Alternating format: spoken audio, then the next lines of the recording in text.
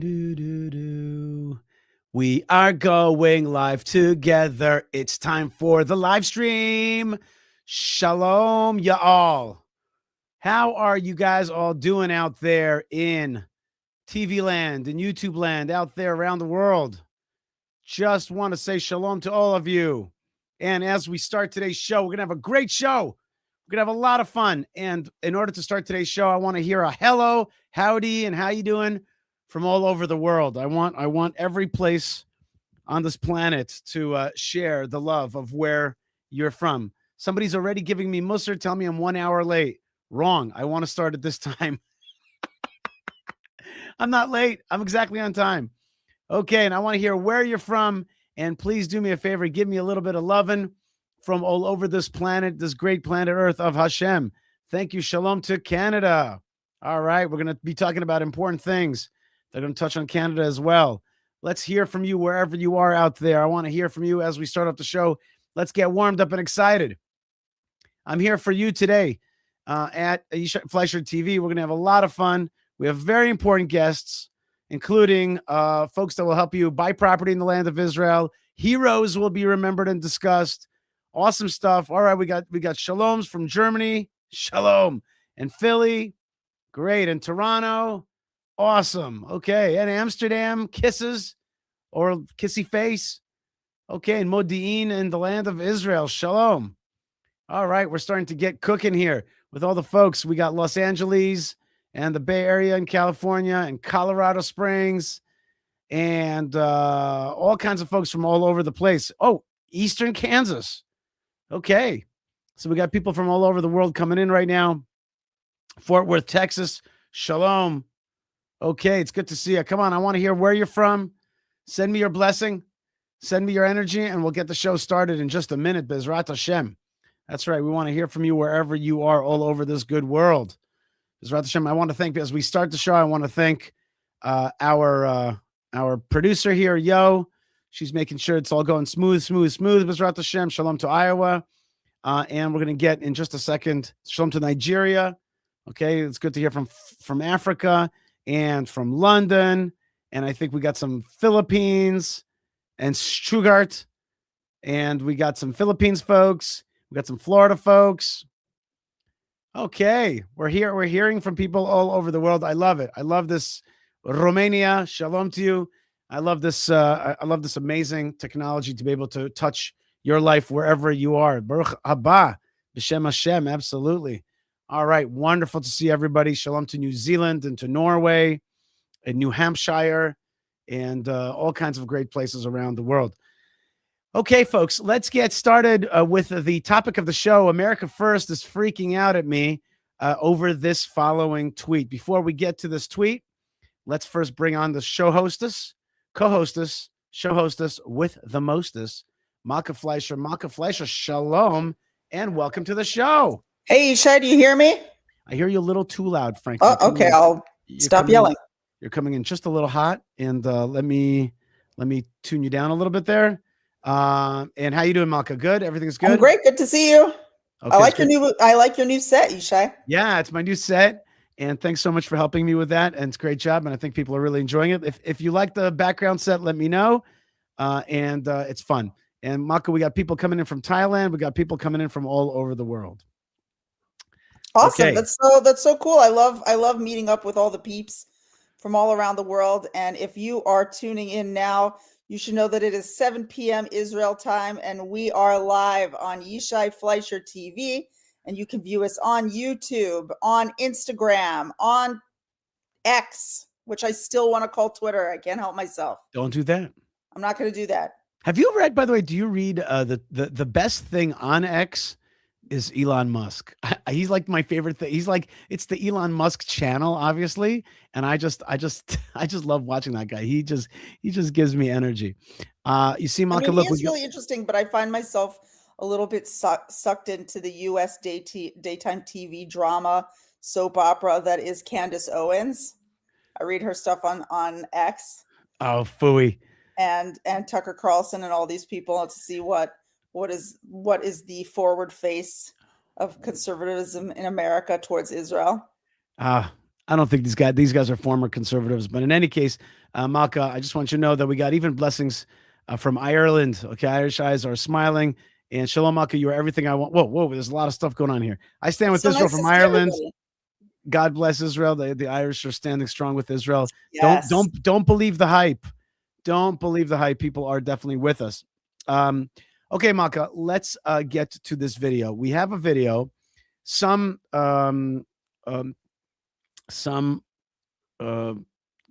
YouTube channel picked up on one of my tweets and flipped out on it. Let's watch these guys together.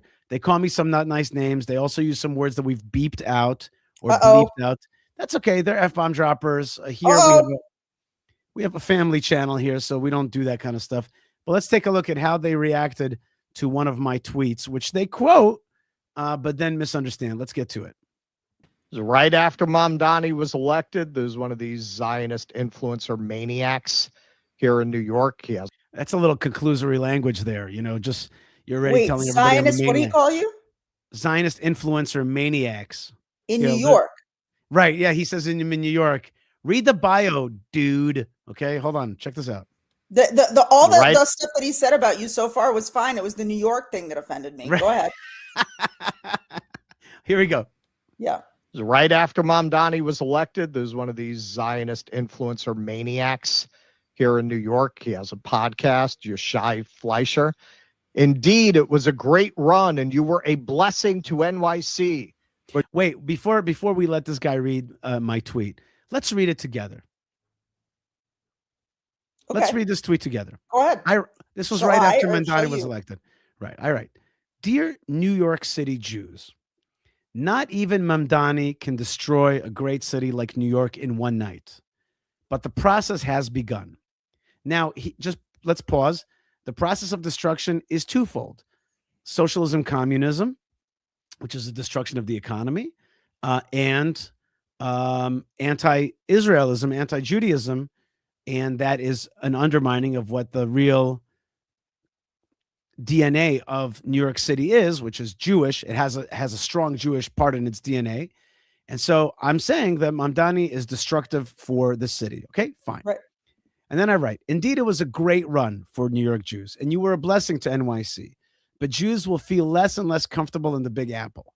So do yourself a favor. Why are they going to feel less and less comfortable? Because of jihadism and communism. So do yourself a favor. Buy real estate in the land of Israel. It's good for your kids. It's good for your money. And it's simply the next chapter in our people's history. Okay? So I'm saying here, I didn't say everybody's got to leave. I said buy real estate. I said it's good for your children who may want this real estate. It's good for your money because housing prices in Israel keep going up. And it's simply the next chapter in our people's history. Israel is the chapter of Jewish people's history. What does that mean, though, Yishai? Well, it means that throughout time, we exist in various empires.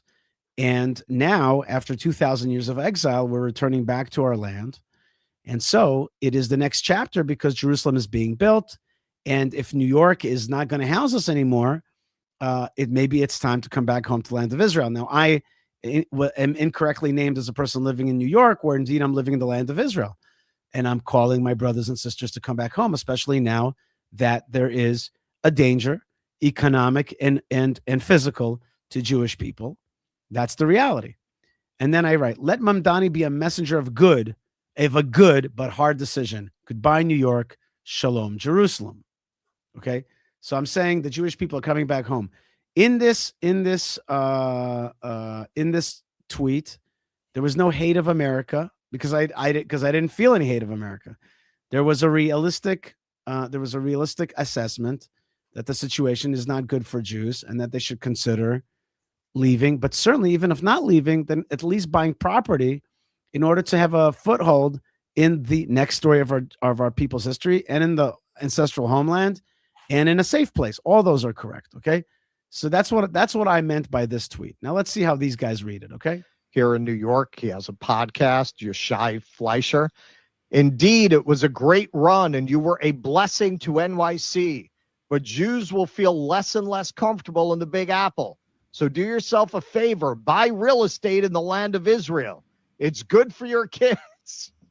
Oh, yeah. The children of the corned beef. It's good for your money, and it's simply the next chapter in our people's story. Yeah. So this is Mel. Zero loyalty, zero respect. Just suck until it's dry and move on to the next. Yep. There's the Dame Media. Zios are finally revealing what they really think. They never loved America. They loved milking it. Yep. Exactly. The guy's literally saying, I mean, not literally, but this is essentially what he's saying, is that America sucks. America is on its way out. So rather than stay here and try and fix it, jump ship and move to Israel. How is that? How is that not an anti-American sentiment? And this is why MAGA is collapsing over this, because Zionism is an anti-American movement. That's anti-American. It can't be any more anti-American than that. Yeah, New York, that's part of the dying empire. That's yesterday. America was yesterday. The East is tomorrow, and we're going to be the financial gateway to the East. And so America, come to Israel and be rich and happy. That's what he's saying. And, let everyone here die of overdose. Let them take their fentanyl and their opioids. Who cares? You'll still have finance in New York for strip mining what's left of the American economy. Right. We'll go through that, but we're going to be the gateway to the new empires of the East. Right. And I mean, this is my hypothesis, but as soon as I heard that, all this in Southeast Asia clicked for me. Right. Like, why are they doing that in such numbers? It takes a bit of coordination. Like, that doesn't just happen organically. They're setting themselves up to take over that part of the world, to dominate it, basically to financially colonize Asia as the center of gravity moves to Asia. So these guys have a lot of issues, right? They have a lot of issues with me, and they have a lot of issues like the way that they are reacting to this. Their whole reaction. We're corned beef people. I'm not sure. Maybe somebody. I just want to set the record straight right now on a very controversial topic. It will be divisive. Some of you may not like me in the end. I don't like corned beef. I've never liked it. I'm not a corned beef person. I am much more of a brisket person. So we're not from New York. Not so into corned beef. So far, all the facts are wrong. Malkah, let's get serious for a second. What is the point of their critique?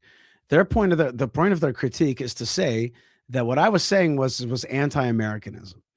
When in fact, what I was saying is America's turning against the Jews because they've now elected a pro-jihad, anti-Jewish, anti-Israel guy, and our life is in danger. So buy property in Israel. Was I broadcasting anti-Americanism? No. Do I feel anti-American? No. Are they right that if America is no longer our home, yes, the Jewish people go on? Yes. That I have to admit. That meaning to say, if America is not now, I am a Zionist. I think that we are building the Jewish state. Okay. I think that's the most exciting project of the Jewish people in 2,000 years. Like, this is the big one. Okay. And I think that America, in some ways, helped and in some ways retarded the project of rebuilding the Jewish state. Okay. But I'm saying to Jews that are in trouble, that are in danger, like, hey guys, like recognize the reality. And these guys are saying that I'm saying jump ship, go to hell, America. I didn't say that. I didn't even think that. Yishai, they do raise an interesting question that I think is worth hearing from you about, right? As a person who promotes Zionist ideas in the most positive sense, Zionism as a great ideology. Here you have two people who clearly come with biases right away, right? So it's not like they're cleanly asking an innocent question. Right, because the background of the guy is like the myth of Israel. So he's clearly an anti-Israel guy. I actually did not hate the main question that they asked, which is an audacious question, but I still didn't hate it. And I think that you should address it, Yishai, which is, what do you mean? If America's going down, shouldn't you go down with us? Aren't you Americans like we're Americans? And if America is bad, so we'll live in bad America. And if America's good, we'll live in good America. And what does it mean that when you have a better option, you'll just take the better option and leave America? Well, two things on that. First thing, Americans also have the right to leave, and Americans move to all kinds of places. There are American movie stars living in England and there are people that move to Australia or New Zealand or to Europe or wherever they want. Like, you are free to do what you want. That's just a general principle. That's an American principle. Like it's not an issue. It's not an ethnic national state. It's a state by choice. It's a state of an idea. So if you don't want to live in America, you don't have to. That's true about every American. It's not like Hungarians from Hungary, where it's like, this is our national home. Americans, they do love America, and they're patriotic. They're from there. But if you want to leave, you can. That's number one. Or you can move to a different state. A lot of Jews leave New York and move to New Jersey, or they move to Florida, where they feel more comfortable. Second thing, like, America is about life, liberty, and the pursuit of happiness, or, the right to property and the right to freedom. It's like, if I'm going to be denied my freedom, if New York is going to be like the UK, where you're afraid to wear your kippah, your skull cap, your yarmulke out there, if you're afraid to be an overt Jew, then that's not a life. That means that our ethnicity, our group, our religious group is no longer tolerated and wanted. So if we're not tolerated and wanted, maybe, we don't have to actually live in a situation where we're not tolerated or wanted, where we're not liked. We don't have to subject our children to that. And moreover, I do think that there's tons of Americans and Jews that want to make America better. But if New York City as a city and the colleges of New York City and the media, like the New York Times, have all gone anti-Israel, and the face of Lavan has changed, of Laban's face has changed towards the Jews, then the Jewish people have every right to be like, listen, this is no longer suiting us. And yes, we have a homeland.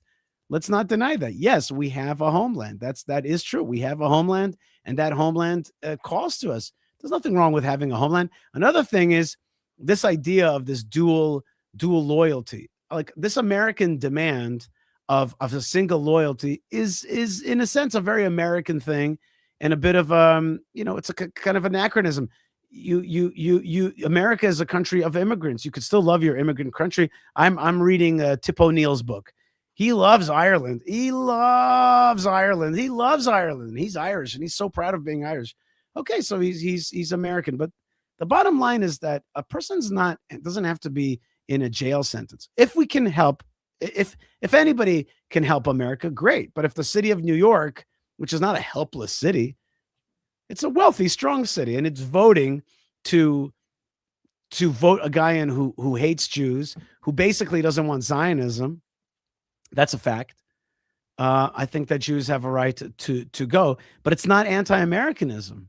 It's not anti-Americanism. I think that to call the Jews anti-American is just the height of absurdity, ridiculousness, backwards, and lie. It's just like there's no the Jewish people have been excellent and loyal Americans, and have really developed the American economy and developed the American way of life and so many things.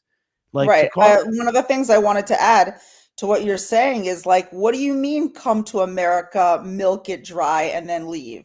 You mean come to America, build it up, help make it great, stand beside it, be its friend, develop all kinds of good and innovation and good laws and good policies and communities and businesses inside America, and then go do something? Is that what you meant? It's like, the Jewish people could never be accused of milking a place and then leaving. The Jewish people, wherever we come, if we have to leave, we left because we were pushed out. Right. And before we left, we made it a much better place. Yeah, those are powerful words, being pushed out. You know what I mean? And that's what I think people are feeling. They're feeling like we're being pushed out. Like, it's just there's something like weird about being like, if somebody's like, hey, there's a monster in this room, get out. And you're like, get out. And then they're like, you never loved this room, did you? It's like, what? I love this room. There's a monster in the room. That's what Mamdani is. It's like a monster. It's like an Ilhan Omar. By the way, I want to play a pretty controversial video here, if I could find it. Hold on one second.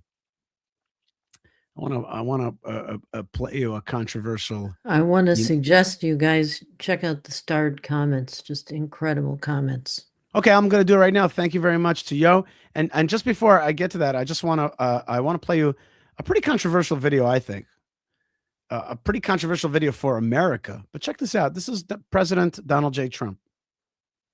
Wrong way if we keep taking in garbage into our country. Ilan Omar is garbage. She's garbage. Her friends are garbage. These aren't people that work. These aren't people that say, let's go, come on, let's make this place great. These are people that do nothing but complain. They complain. And from where they came from, they got nothing. You know, they came from paradise and they said, this isn't paradise. But when they come from hell and they complain and do nothing but bitch, we don't want them in our country. Let them go back to where they came from and fix it. Okay. Thank you very much, everybody. Thank you very much. Okay, so the reason this is, in my opinion, a controversial emails, a controversial interview, video phrase, whatever it is that he's saying like this person is garbage, right? He's like, and what she says is garbage. This American legislator, right, is garbage. And I think the meaning of that is like, this is jihadism. It's garbage. All I mean to say is, imagine if that so-called quote unquote garbage takes over your city. And you now have to live in a bad place. Hey, let me ask these two guys that trashed me. Right, just the way they said your name, they're like Yishai, Flash. Okay, they're anti-Jewish, anti-Zionist. You can tell they liked you a lot. You know, and you could be like, oh my God, he calls everybody anti-Semitic. I'm not. It's not. I'm calling you anti-Semitic. You literally have a book that you know is undermining the story of Israel. So you're against us one way or the other. You know, if I'm going to get trapped, you know what? Whatever. You know what I mean? They're the other side, the enemy, the competitor, whatever you want to call it. Whatever, you know, I don't want to get trapped. Oh, he calls everybody anti-Semitic. But okay, you're on the other side of the aisle, okay? If like his town was taken over by jihadism or something that he doesn't like, let's say it's rainbow or whatever it is. Let's say that was taken over, his town was taken over. Would he necessarily stay there? No. You know, not necessarily. He would move. And if he could change it, great. But my point was, listen, your town has been, it's not like blue New York is a new reality. It's been a reality, but we had great mayors there like Giuliani and Ed Koch and all these like, you know, pro-Jewish people, pro-Israel people. So we felt good. And if it's turned on us, then we don't feel good. Right. And that's normal. That's healthy. That means you're paying attention. Right. And yes, we have an ethnic, national, historic Jewish state. It's true. We have a homeland. Do we deny that? Anybody that thinks that the Jewish people deny that we have in Israel is just dumb. Of course we have in Israel. We've always yearned for an Israel. And yes, it's back. And yes, people like myself, we're Zionists. We believe that there's an ingathering afoot. We believe this is a greatest gift and fulfillment of a promise that's happening. And yes, you know what I mean?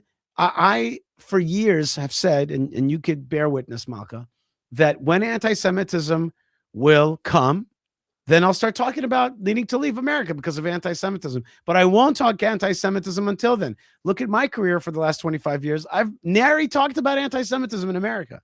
But if that's the reality, that's the reality.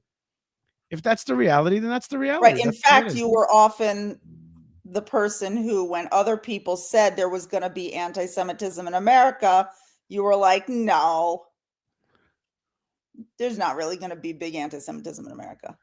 Yishai, you know, this is your show, but I think we have a lot of people with a lot of opinions who are tuning in. And if you are watching now, you are watching live Yishai Fleischer TV, broadcast out of Judea. And I want to thank so many of you who are writing in with comments, questions, who are watching today. Yishai, do you want to read some of these comments? Go ahead. I put one up. Go ahead and read it. Okay. This one is, wait, before we read the comments, hang on, Yishai. Before we read the comments, I actually want to do something that we have never done before on this show. Let's do it. You know, we're covering some heavy topics straight off the bat, you know, things that seem kind of negative. And I actually want to do something positive here for a second. Mm-hmm. We have Hanukkah coming up. And you know how much I love you guys. And you know that I would love to do something nice for you. I don't know if you know, but now you know. Okay. Now you know that I would love to do something nice for you. And I really want to, I don't know if you guys know, but we have an online store with some cool like Zionist and Judea type swag. You can find it on our YouTube channel. If you just go to YouTube, it's one of the the tabs. Yishai, I don't know if you have any way to show that to the guests, but we are producing all kinds of cool swag there, and all profits go toward helping make this show happen and rebuilding Judea. And tonight, I want to give away, as a kickoff, 2 Yishai Fleischer coffee mugs for Hanukkah. Wait, let me show the little video Okay. of cool products that we have right now on Yishai Fleischer TV, Right. including the Indigenous Judean winter hat Yes. and the Indigenous Judean the cup of truth, and the I Stand with Israel sticker. Whoa, it's moving fast, Malkah.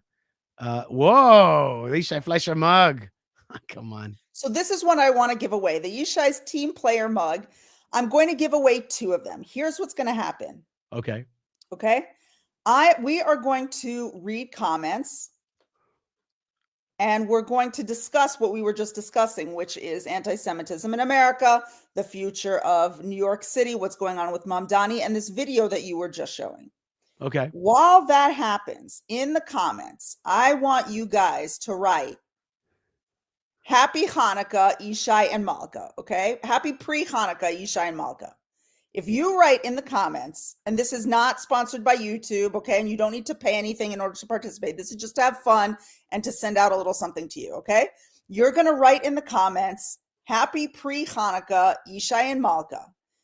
Anyone who writes that comment will be entered into a raffle, and before the end of this show, we will let you know who won the 2 free mugs. Whoa. Okay, and we're going to send you links that will enable you to get 2 free mugs. Well, 1 mug and 1 mug, right? 2 different people will win a mug for free from us. A little pre-Hanukkah as you're getting ready for the festive Hanukkah season out there, whether you are in Mamdani's New York City or whether you are in the holy city of Jerusalem, wherever it is you are, you will be able to get a free mug if you win out of our raffle. Okay. So You're gonna have Yishai. You're going to have quite a bit of people in your raffle, because I'm looking at the comment section, and I can tell you right now, there is a lot of people right now that are getting in there right now. I'm so glad. I wish I could give a mug to everybody, but at least 2 people will get to feel like something good happened to them tonight. Yeah, there's a lot of people, Malkah, that are excited about it. And see, happy pre-Hanukkah and Malkah. Okay, great. I just want you to know that if you spell Malkah with an H at the end, you will make Malkah happy. I'm not going to say that you have more of a chance to win, but if you don't, then you could still win, and I won't be mad at you. You see, Malkah, there's a lot of people doing it right now. That's awesome. So Yishai, let's go back to the comments though. Why don't you put up some of these starred comments here? Wait, hold on 1 second. I just saw a comment that I wanted to put up. Look at this. Okay. Hi, Yishai and Malkah. Bezrat Hashem, see you guys in Hebron soon. I just did Aliyah from Vice City, that is Miami, like Miami Vice. Jewish Miami is not safe haven. Israel's calling. Watch from now home in Tzfat. Watching now from my home in Tzfat with my wife. Oh, awesome. That's great. Awesome. Tzfat is so great. And also, this one, I like this one. Great channel. I learn a lot about Israel. Happy Hanukkah, Yishai and Malkah from Boston, Massachusetts, USA. That's awesome. Baruch Hashem. Okay. That's so great. Okay. Look at this. So many good people are excited about pre-Hanukkah, and I'm excited for Hanukkah. I am so excited for Hanukkah. I really am excited. We usually go on little vacation during Hanukkah, and I wait for it all year. Last year, I was in the hospital during Hanukkah, and so coming out of the hospital this year, it's like this is an important like celebration for me personally. I'm very excited about it. Look at all these folks, Malkah. Look at all these folks. Writing in, just a lot of fun out there. So okay, Malkah, you already have a lot of people. Yeah, it has been a year indeed. Yes, it has been a year. It's been a whole year, and I also really want to thank you guys, because I know that when Yishai was going through his surgery, so many of you were offering prayers and best wishes, and that really meant a lot. And I'm sure that had a big impact on Yishai's awesome recovery. And I just want to send a blessing out there to you, that any of you who need a blessing for whatever it is, but especially for good health, and happiness, should really be blessed.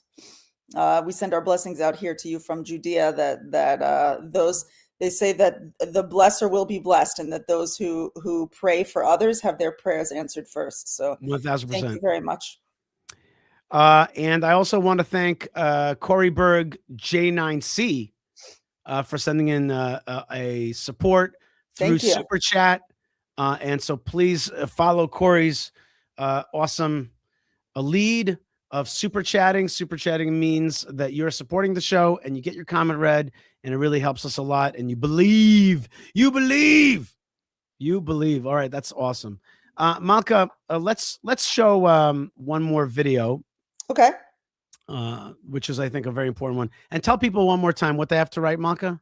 Okay, all you got to do is write Happy Hanukkah or Happy Pre-Hanukkah, because it's not Hanukkah yet. Yeah, Happy Pre-Hanukkah, Yishai and Malkah, and you will be entered into the free raffle for a Yishai Fleischer mug. Free for you. That's a great little way stuff. of us saying hi.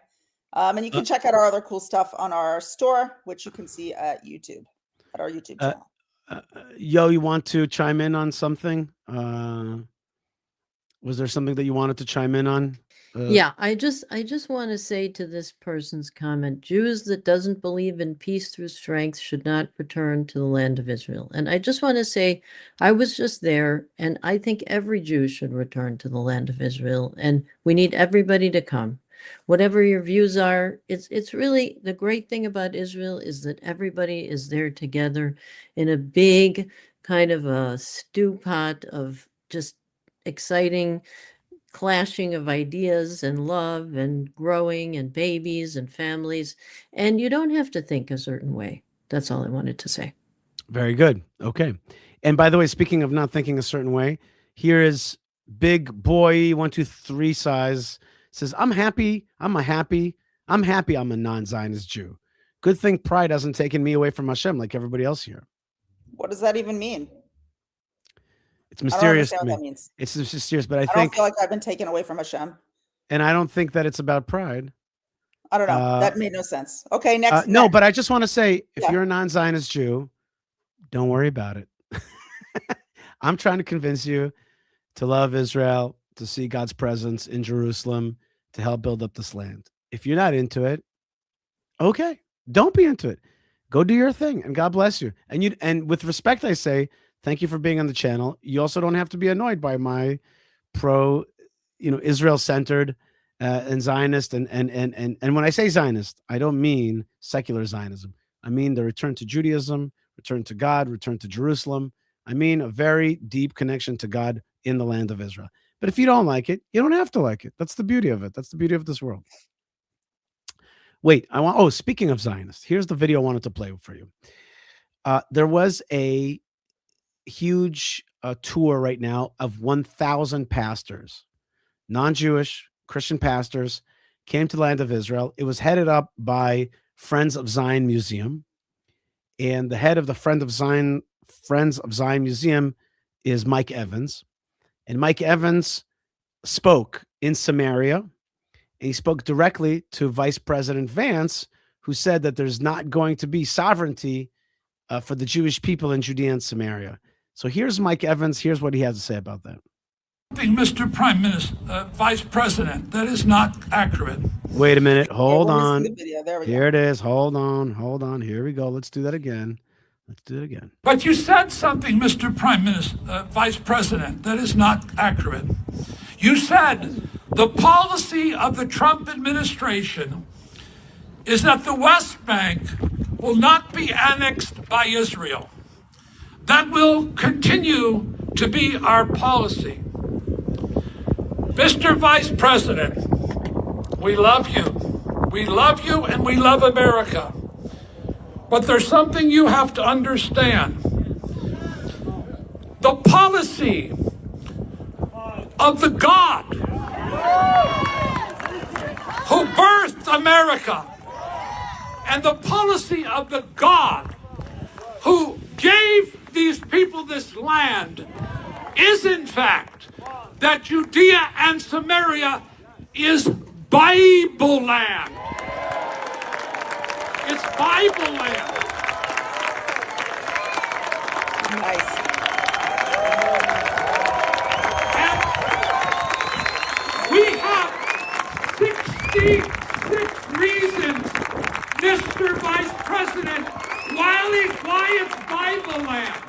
The 66 books of this Bible. 80% of the Bible stories come out of Judea and Samaria, Mr. Vice President.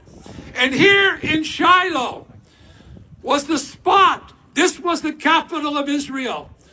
This is where the Samuel was and the tabernacle was. It was all right here. We're grateful that America is getting the illegals out of America. We're supporting that. But don't pressure Israel to give illegal, radical Islam Jew haters Judea and Samaria. After they have committed thousands of terrorist attacks in Judea and Samaria. Okay, I think that this video is very clear. It's very clear. It's the land of the Bible.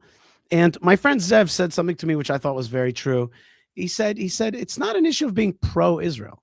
It's an issue of, is this part of your faith or not? Do you believe that God is doing great things? Do you think that God is bringing the Jewish people home? Do you think that this Israel is that Israel?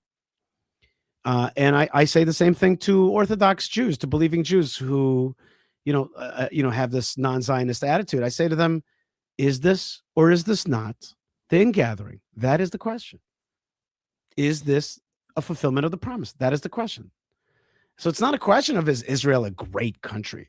It's not a question of, can I make, money here? Or the question is this the ingathering of the Jewish people? Is this the fulfillment of the promise? Is this the rebuilding of Jerusalem? Is it or is it not? Are we in the third temple era? These are all synonyms, really, to ask the question, which is this the thing that God is doing? Right. And is this like God's showing himself to the world? Let's circle back here for a second. I saw in some of the comments people questioning whether, like these presenters that you presented their video who were saying that the Jewish people milk America and then take off. When I see these people sitting on our holy mountains in Judea, I feel these people, you mean this 1,000 pastors? Yeah. These 1,000 pastors, and they know that watching the Jewish people rebuild on their soil is a fulfillment of the promise that Hashem made to the Jewish people. Then he knows that the Jewish people can trust Hashem, and they know that they can trust Hashem, that it is a God, that we have a God who fulfills his promises to all mankind, and that this is the God of all the world. And this is the kind of America, I have to tell you, like, you cannot be more wrong if you think that just because we have an unshakable, unbreakable, eternal connection to the land of Israel, that we don't also have a dear love of these kind of incredible people who came all the way out here to Judea and Samaria.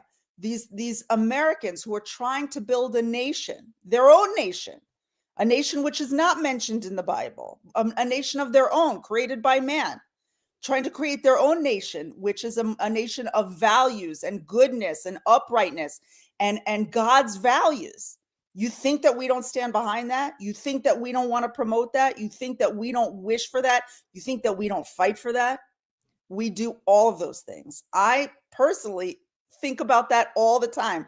And I think to myself how much of a responsibility we have here in Israel to do right so that the world can see and learn to do right for themselves, that they can see how we handle the difficult threats, that the threats that come to us are going to come to them too. And that they should learn how to deal with the threats, and that they should learn how to build a society based on goodness and morality and unabashedly centered around Hashem in a way which also preserves freedom and liberty for people. This is for us to do. Now, America happens to have done a beautiful job also at these kind of values, which is what makes America so special, is that it is a country which also thinks like this, right? Or at least it did when it was founding itself. It also thought of itself as a place that wants to build itself this way. And so there is like a natural relationship that can be built, doesn't have to. Malkah, Yeah. I want to show. I have to go to my next guest in a minute, but before I do, I just want to show you one more video, maybe my favorite video of this week. Okay, this is a friend of mine, actually two guys that I know, a friend of mine and another dude who's a commander down in the South Hebron Hills. Just watch this video of two Jews talking about holding on to the land of Israel. Check these guys out.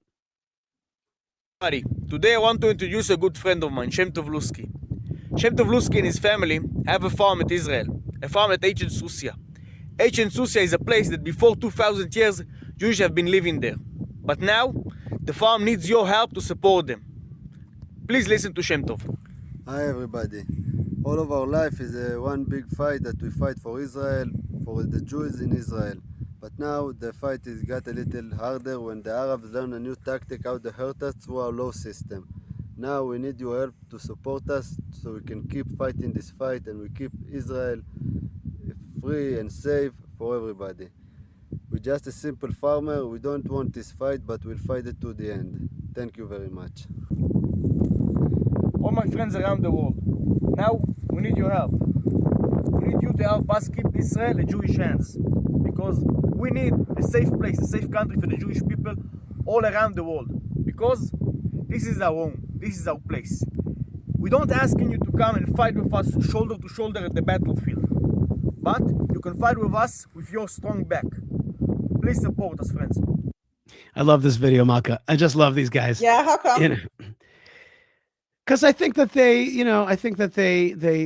they're just tough guys holding on to the land, and they're like, we're tough guys. That's what we are. You help us hold on to this land. We're doing the important job for the nation, for history of the Jewish people. And here we are. Like, look at us. We're farmers. We're tough dudes. We're fighters, and we're holding on to South Hebron. And it's an impressive stance, an impressive, looks a bit barren for farming. You bet it is. Okay. And these guys are making it happen. Well, they have livestock also. They're not just growing crops, these kind of That's farmers. right. Malkah Fleischer, thank you for growing our crop of in our minds and making us stronger out there. Keep up the strength. And I hope that people indeed write happy pre-Hanukkah to Yishai and Malkah. Fizzy Lizzie, you are in the raffle. Fizzy Lizzie is in the raffle. Fizzy Lizzie. I don't know. I wanted to make a rhyme, but it's not going to work for me. Keep a firm grip on your homeland. Well, those kind of guys, you bet we will. And with people like Malkah Fleischer, you bet we will. Malkah, thank you so much for joining us. God bless you. Thank you so much. And congratulations to whoever wins. You'll announce it at the end of the show. At the end of the show, eh? Or whenever you want. When do you want to announce it? I thought by email. No, you have to call them out and say who they are. All right. We'll see if But Yo will help with that. Very good. Okay. I hope Yo can get that in control. God bless you, Malkah. Thanks so much for being with us. Bye, guys. Have a great week. Shalom. All right, folks. You are watching Yishai Fleischer TV. We're having so much fun here, and we're broadcasting live from Judea, and you're a part of it wherever you are all over the world. And thank you very much to Tammy, who writes, love and pray for you both. Toda rabba. Toda rabba. Now, a lot of times I tell you that the way I talk to people around the world is to Jews, I say to them, buy a piece of property in the land of Israel. Buy a piece of property. And sometimes people turn back to me and they're like, well, how do I do that? I'm like, well, I ain't no real estate agent, so I really don't know. So it brings me great pleasure to bring on a real estate agent who can help us understand, consider what life in what it could look like, what life in Israel could look like, and how to make it happy. Donnie Fine made Aliyah, immigrated to the land of Israel from Cedar Hest, New York in 2009 with his wife and children. He has been deeply involved in helping others build their lives in Israel. Drawing on his own experience as an Ole, as an immigrant, Donnie recognized early how complex the Israeli real estate market can be, especially for newcomers, and he turned his insights into a successful career in real estate in the land of Israel. With a reputation for transparency, persistence, Donnie helps his clients get through the process of buying here in the land of Israel and to stay informed on their rights and needs. Okay, he thinks that a well-chosen home is a foundation for success and a meaningful life in the land of Israel. Beyond real estate, Donnie is the founder of the Mitzvah Opportunity, a WhatsApp-based giving network that provides fast, direct financial support to families in need across Israel. Often described as a tzala for tzedakah, the platform has raised over 14 million shekel. That's, let's say, $4 million, and connects more than 1,200 givers worldwide with real immediate impact. Donnie, fine. Thank you so much for being with us, and welcome to the show. How are you doing? It's so great to be here, Yishai. You're obviously an inspiration to many, many people in terms of Israel, the entire country, and the entire land. And just you, as guys like you, say things that I want to say, but for some reason I just can't. And it's really an honor to be here. Well, we're doing our best out here, Donnie, and let's get to just a little bit of understanding about how to move it forward. Let's say I live in Cedarhurst. Let's say I live in the Five Towns, or Florida, or Cleveland, or Los Angeles, or Chicago, or Texas, Dallas, or Houston. And I think to myself, I'm a Jewish person. I think to myself, I want to own a piece of property in the land of Israel, either to live in or maybe not to live in, but to at least have it in my possession. What's the first step? How do I go about it?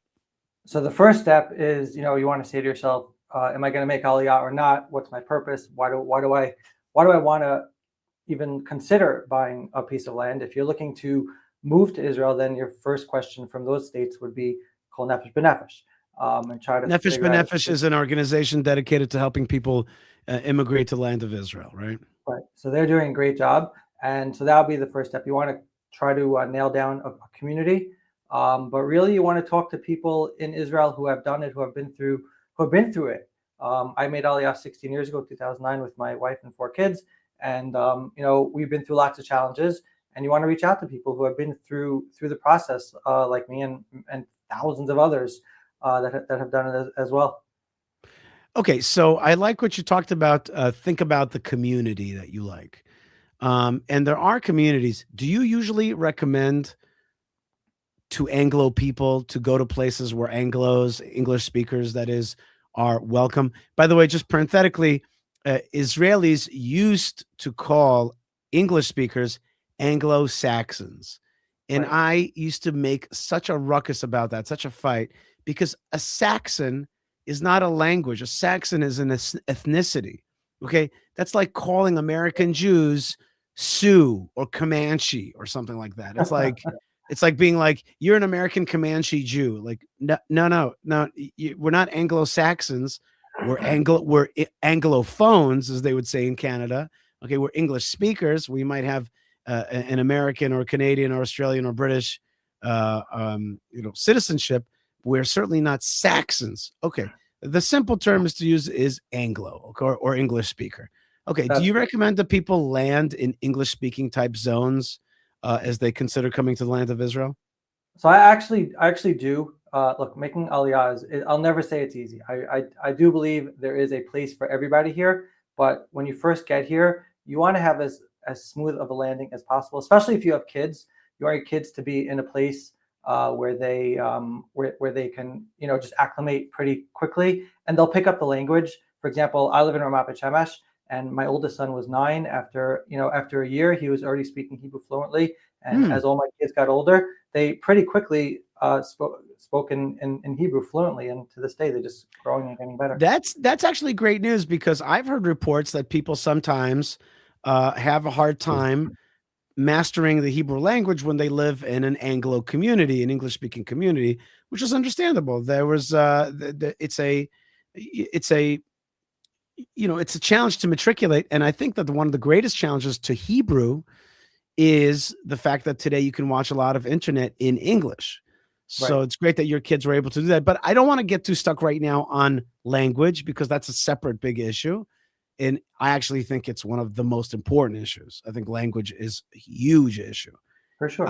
As a parent, I now understand that language and mastery of language is one of the most important skills that you could teach. I don't understand, just this is a parenthesis, Donnie, I don't understand why schools schools should be doing 3 times as much in every language and wherever they live to work on language and how to speak publicly. really, I got to tell you something. You've touched the raw nerve here. Like I sometimes wonder what the heck are high schools all about. They're like about everything that's a waste of time. Teach kids to speak, make them get up, make them speak, teach them diction, teach them self-expression. Anyway, but let's talk about purchasing the land. Okay, fine. Let's say I decided that Beit Shemesh or Ramat Beit Shemesh, highly Anglo English speaking places, is a place for me. By the way, would you agree to the following sentence? Beit Shemesh is not only attractive vis-a-vis the fact that there's other English speakers, it's also a network of support. There's a whole network of support there. Tell me a little bit about that. For sure. So when people come here, like for example, myself, just for example, I came here, I had a job in America. I made Aliyah in 09, right after the market crash. My job in America was very much market-based. And literally, I don't know what I would have done if it wasn't for the English-speaking networking ability over here. You have, and again, the purpose of this is not for me to sell Ramat Beit Shemesh. Purpose of this is just talk about real estate in Israel. But it's that's when I talk about community, I do mean a network. As an adult, you need to find a job here, and it's difficult when you're coming from another country to land, and you're in an Israeli neighborhood where everybody or very few people speak your language. How are you going to network with them? So that's complicated. So it's really important to be able to do that. But you could do that a lot before you make Aliyah. Also, LinkedIn has been an incredible tool. I always tell people to go to LinkedIn. There are lots of jobs there, lots of opportunities there, lots of ways to, before you even land here, before you even do your initial pilot trip, whatever it is, go on LinkedIn. That's also a key first step to making Aliyah. Go on social media. Don't be afraid to put yourself out there and introduce yourself on groups. Okay, so introduce yourself out on groups. And I know in the town that I live in here in Gush Etzion, south of Jerusalem and Judea, very active groups in the English language. I agree with you. And you're saying also LinkedIn, very helpful to get connected to jobs and opportunities. Okay, so what about the I mean, I want to get to buying. Okay, I want to get to buying, but there's another step, which is the process, the bureaucratic process of Aliyah itself. Sometimes our beloved Jewish state that we love so much is sometimes a little bit, it's hard to get through the bureaucracy. It is sometimes a stumbling block. It really is not always easy to overcome. I have heard horror stories. And people are really, unnecessarily complicated. Prove your Judaism and all that kind of stuff. It gets a little, it gets a little. And it gets worse over time. I don't know when you made Aliyah exactly, but I know when I made Aliyah, it actually wasn't that complicated. But I'm finding out as I'm talking to people who are making Aliyah on a constant basis that it got more difficult. You would think that as time goes on, it would get simpler, but it got more difficult for some reason. Yeah. Bureaucracy, it has a way of metastasizing. So, our beloved Jewish state wants to welcome us home, but sometimes it's a little bit, well, it makes it a little bit unnecessarily hard. But now let's talk about the brass tacks. Let's talk about the money, the cost. Here where I live in Gush Etzion, it has become wildly expensive. Expensive. We're talking about like $1 million for an apartment. And that's a big swing. We're already used to these numbers here in Israel, but like in America, like people are like, what is this thing? Somebody's coming from just a normal financial ability is going to be challenged. How do you recommend people tackle that? So again, most people, I deal with people who are coming on Aliyah from the US, UK, and Australia. Those are the three main countries that I deal with. And the way that people generally do it is if you're coming from one of those countries and you have a home and you sell your home, then generally you could buy something here. You're going to get something smaller. Let's face it. Well, not like in South Africa, No. Let's say from America, you're going to get, for $1 million, you can get a decent house over there. Over here, you're getting a 4-bedroom apartment. You're gonna have to downsize. I'm not shy to say it. But so there is a little bit of downsizing, and the prices have gone up. In Beit Shemesh alone, the prices have doubled over the last 10 years. Wow. So people, I bet in the Gush they have as well. Look, in the Anglo areas, doubled. Is that the right number? The prices have doubled. Yeah, Yeah. they've And why doubled in the is last that? 10 Why years. have the prices doubled? Because when I drive down to Beit Shemesh, it's like building. The whole place is like a dustbin because there's constantly building over there, and it's awesome. It's awesome. Pregnant ladies in the streets with baby carriages and Yeah, amazing. cranes. You know, cranes and pregnant It's women. simple supply and There's a lot of demand. that. But Yeah, I is- say so it's there's simple economics, supply and demand. okay. They're not building enough to keep up with the demand.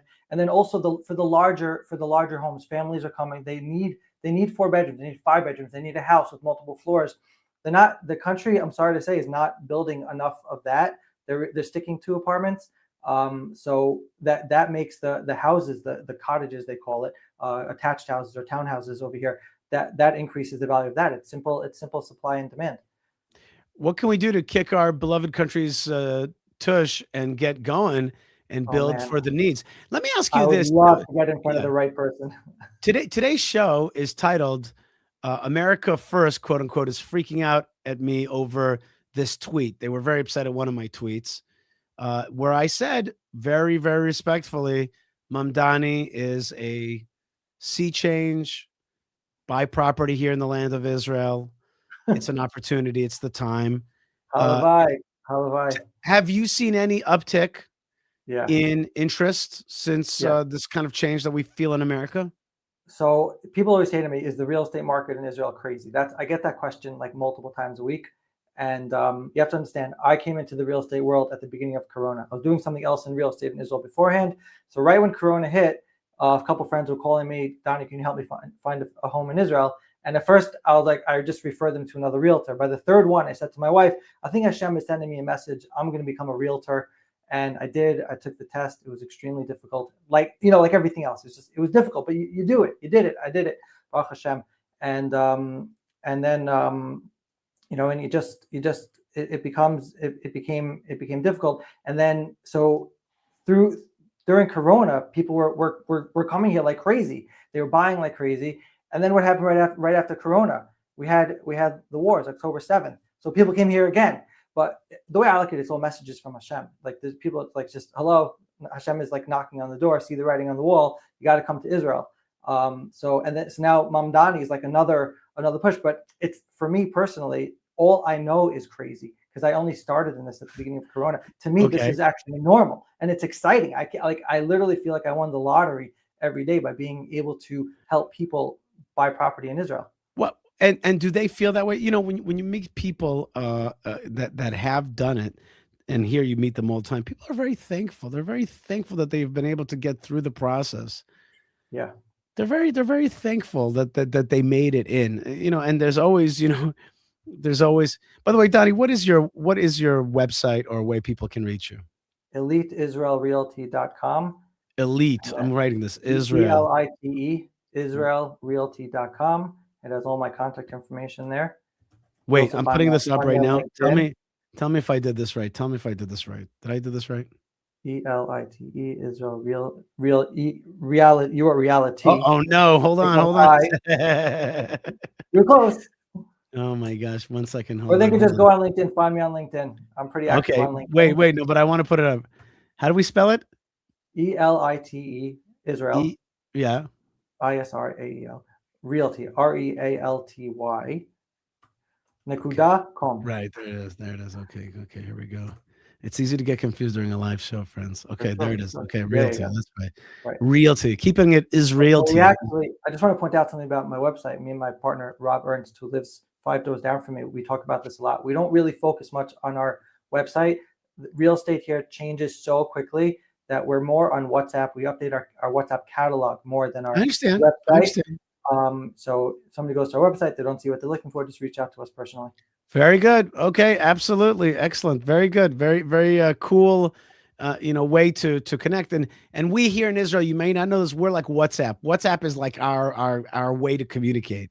Totally. Email, it's like so 90s, man. Forget it. Yeah, I'm at 0 emails a day. I don't understand. Like I have to tell people, clients contact me. I'm just WhatsApp me. They're like, just WhatsApp me. SMS you? I'm like, what's SMS? Yeah, but there is one problem with WhatsApp, though. There is one problem for me, is that like a WhatsApp can, if I can't answer that minute and it just starts to go down, I've come to now, like at the end of the day, looking back towards my WhatsApps and seeing if I missed anything, because that's how crazy it is out there.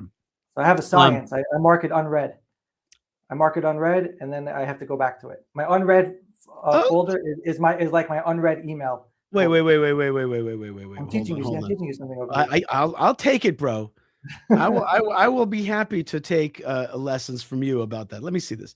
So you highlight the conversation. You go to the three dots on the top. Wait. Here we go. I'm going to highlight a conversation with my buddy Steve. Okay, no, with Donnie Fine.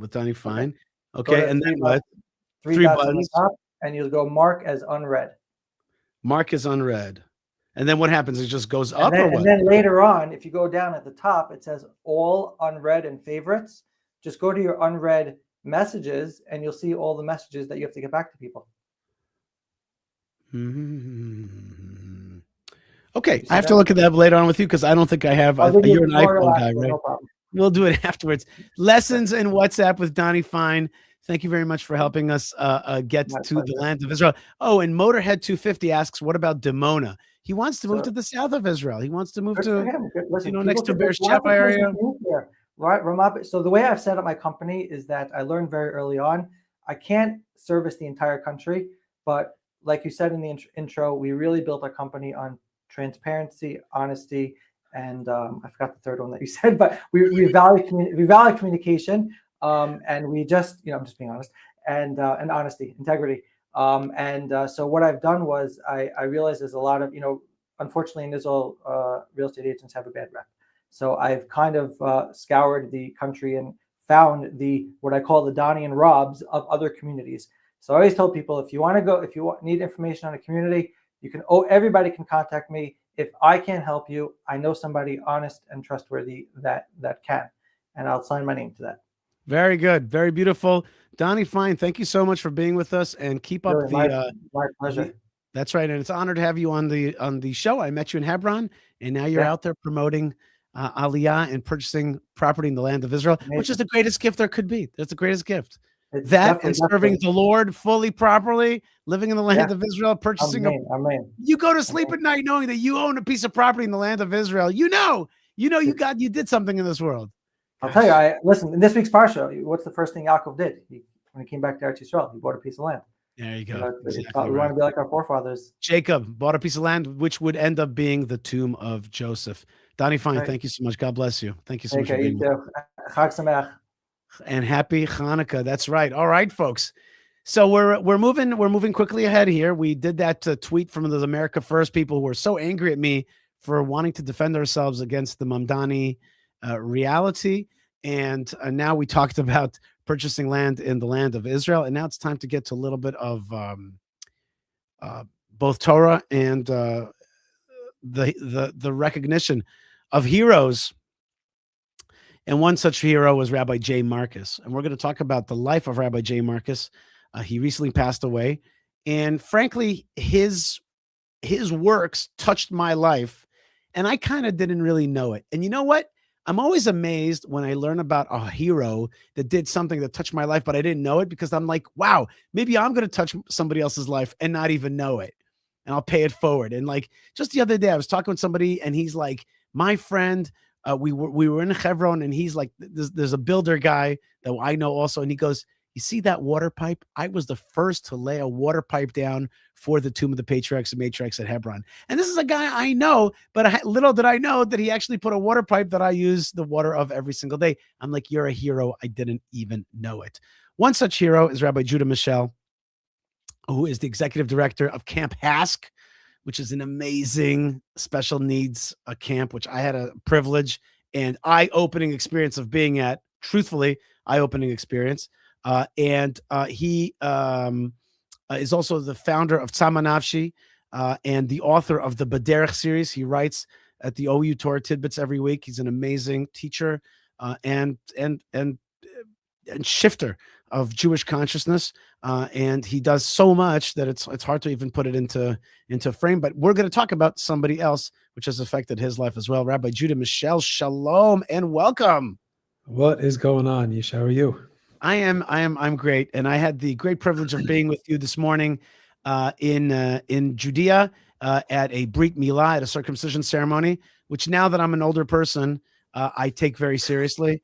You know what I'm talking about, Rabbi Judah? Like people would be like, I just had a son or a grandson. So people would be, you'd be like, great, mazel tov, mazel tov. Today I'm like, mazel tov, dude. You did it. You're really doing it. You're really doing it. Because like we cannot take these things for granted. A big deal to raise a Jewish child, have him get married, have another child, do everything right and with a godly way. And that's what we got to see today. As one such person that was your father-in-law was Rabbi J. Marcus. You told me today a little bit about him, and I felt like such a dope. I was like, I'm a dope. Because I knew that he was a big man, but I didn't understand how much his life intersected with the things that I care so much about. So can you enlighten us a little bit about Rabbi J. Marcus and his life? Sure. Thank you. I appreciate the opportunity to share a little bit about him. He was a really extraordinary person. You're talking about builders and talking about bridges. He grew up on the Lower East Side. I'll just give you a quick bio. He grew up on the Lower East Side at a time where, living an outwardly Jewish and proudly Jewish life was not taken for granted. Though he did grow up in the building of Rav Moshe Feinstein, who was the great halachic legal decisor of the generation in the United States. And same building? Yeah, same project down on Lower East Side. And got to know him and his sons, and grew up in that milieu with a tremendous appreciation for Torah, with a wonderful family, a brother and a sister, our Aunt Mich, who lives in Yerushalayim. I can tell you, he built a beautiful family, 4 sons who are all rabbis, teachers, leaders, builders of people and of the Jewish community, and my wife Ora. Most people know Rav J. Zichrono Livracha as the Nasi, as the president, the founder, the builder, and the leader of Yeshivat Reshit, which is a gap year yeshiva program that really has changed the face of the post-high school modern Orthodox yeshiva scene. An extraordinary yeshiva that I had the privilege of teaching in for a number of years. They just changed the way that people do Jewish education here in Israel, and it's been now over 30 years of dedicated teaching, thousands of Talmidim who've built Jewish homes, Torah homes all around the world. But before... And I just want to pause for a second. To just say, again, this is one of these things that we just throw out. He built a yeshiva. Well, he built a giant campus. It changed the city. Right. I was going to say, is the entire Beit Shemesh is on the map for Anglo Aliyah. A lot of it has to do with the fact that you saw an empty hill more than 30 years ago, and made a deal with the Iriyah, with the city, and developed. It's like a Babe Ruth moment, right? It's like a Babe Ruth moment. Right? What I think is the most beautiful yeshiva campus in Eretz Yisrael today. If not, the gorgeous accommodations for that a young man comes to study Torah in Israel. Doesn't have to wait till they get to some secular campus and somewhere in Chutz La'aretz, somewhere in America, to see, wow, a beautiful building and feel the nobility of studies. But all the glory and all the goodness and all the comfort, material and creature and physical, and of course spiritual, intellectual, should be something which brings honor to Hashem and brings honor to the nation of Israel. And that was, certainly the vision of his sons that he enabled and built. He was the Morat Asra, the rabbi of the Young Israel of Staten Island, which is where. I want to. You'll get right back to Staten Island. I just want to make just one last point, which is this past Shabbat, I had 3 young men, 18-year-olds, who were here for a gap year program. And I want to tell you something. It wasn't so easy for me. Why?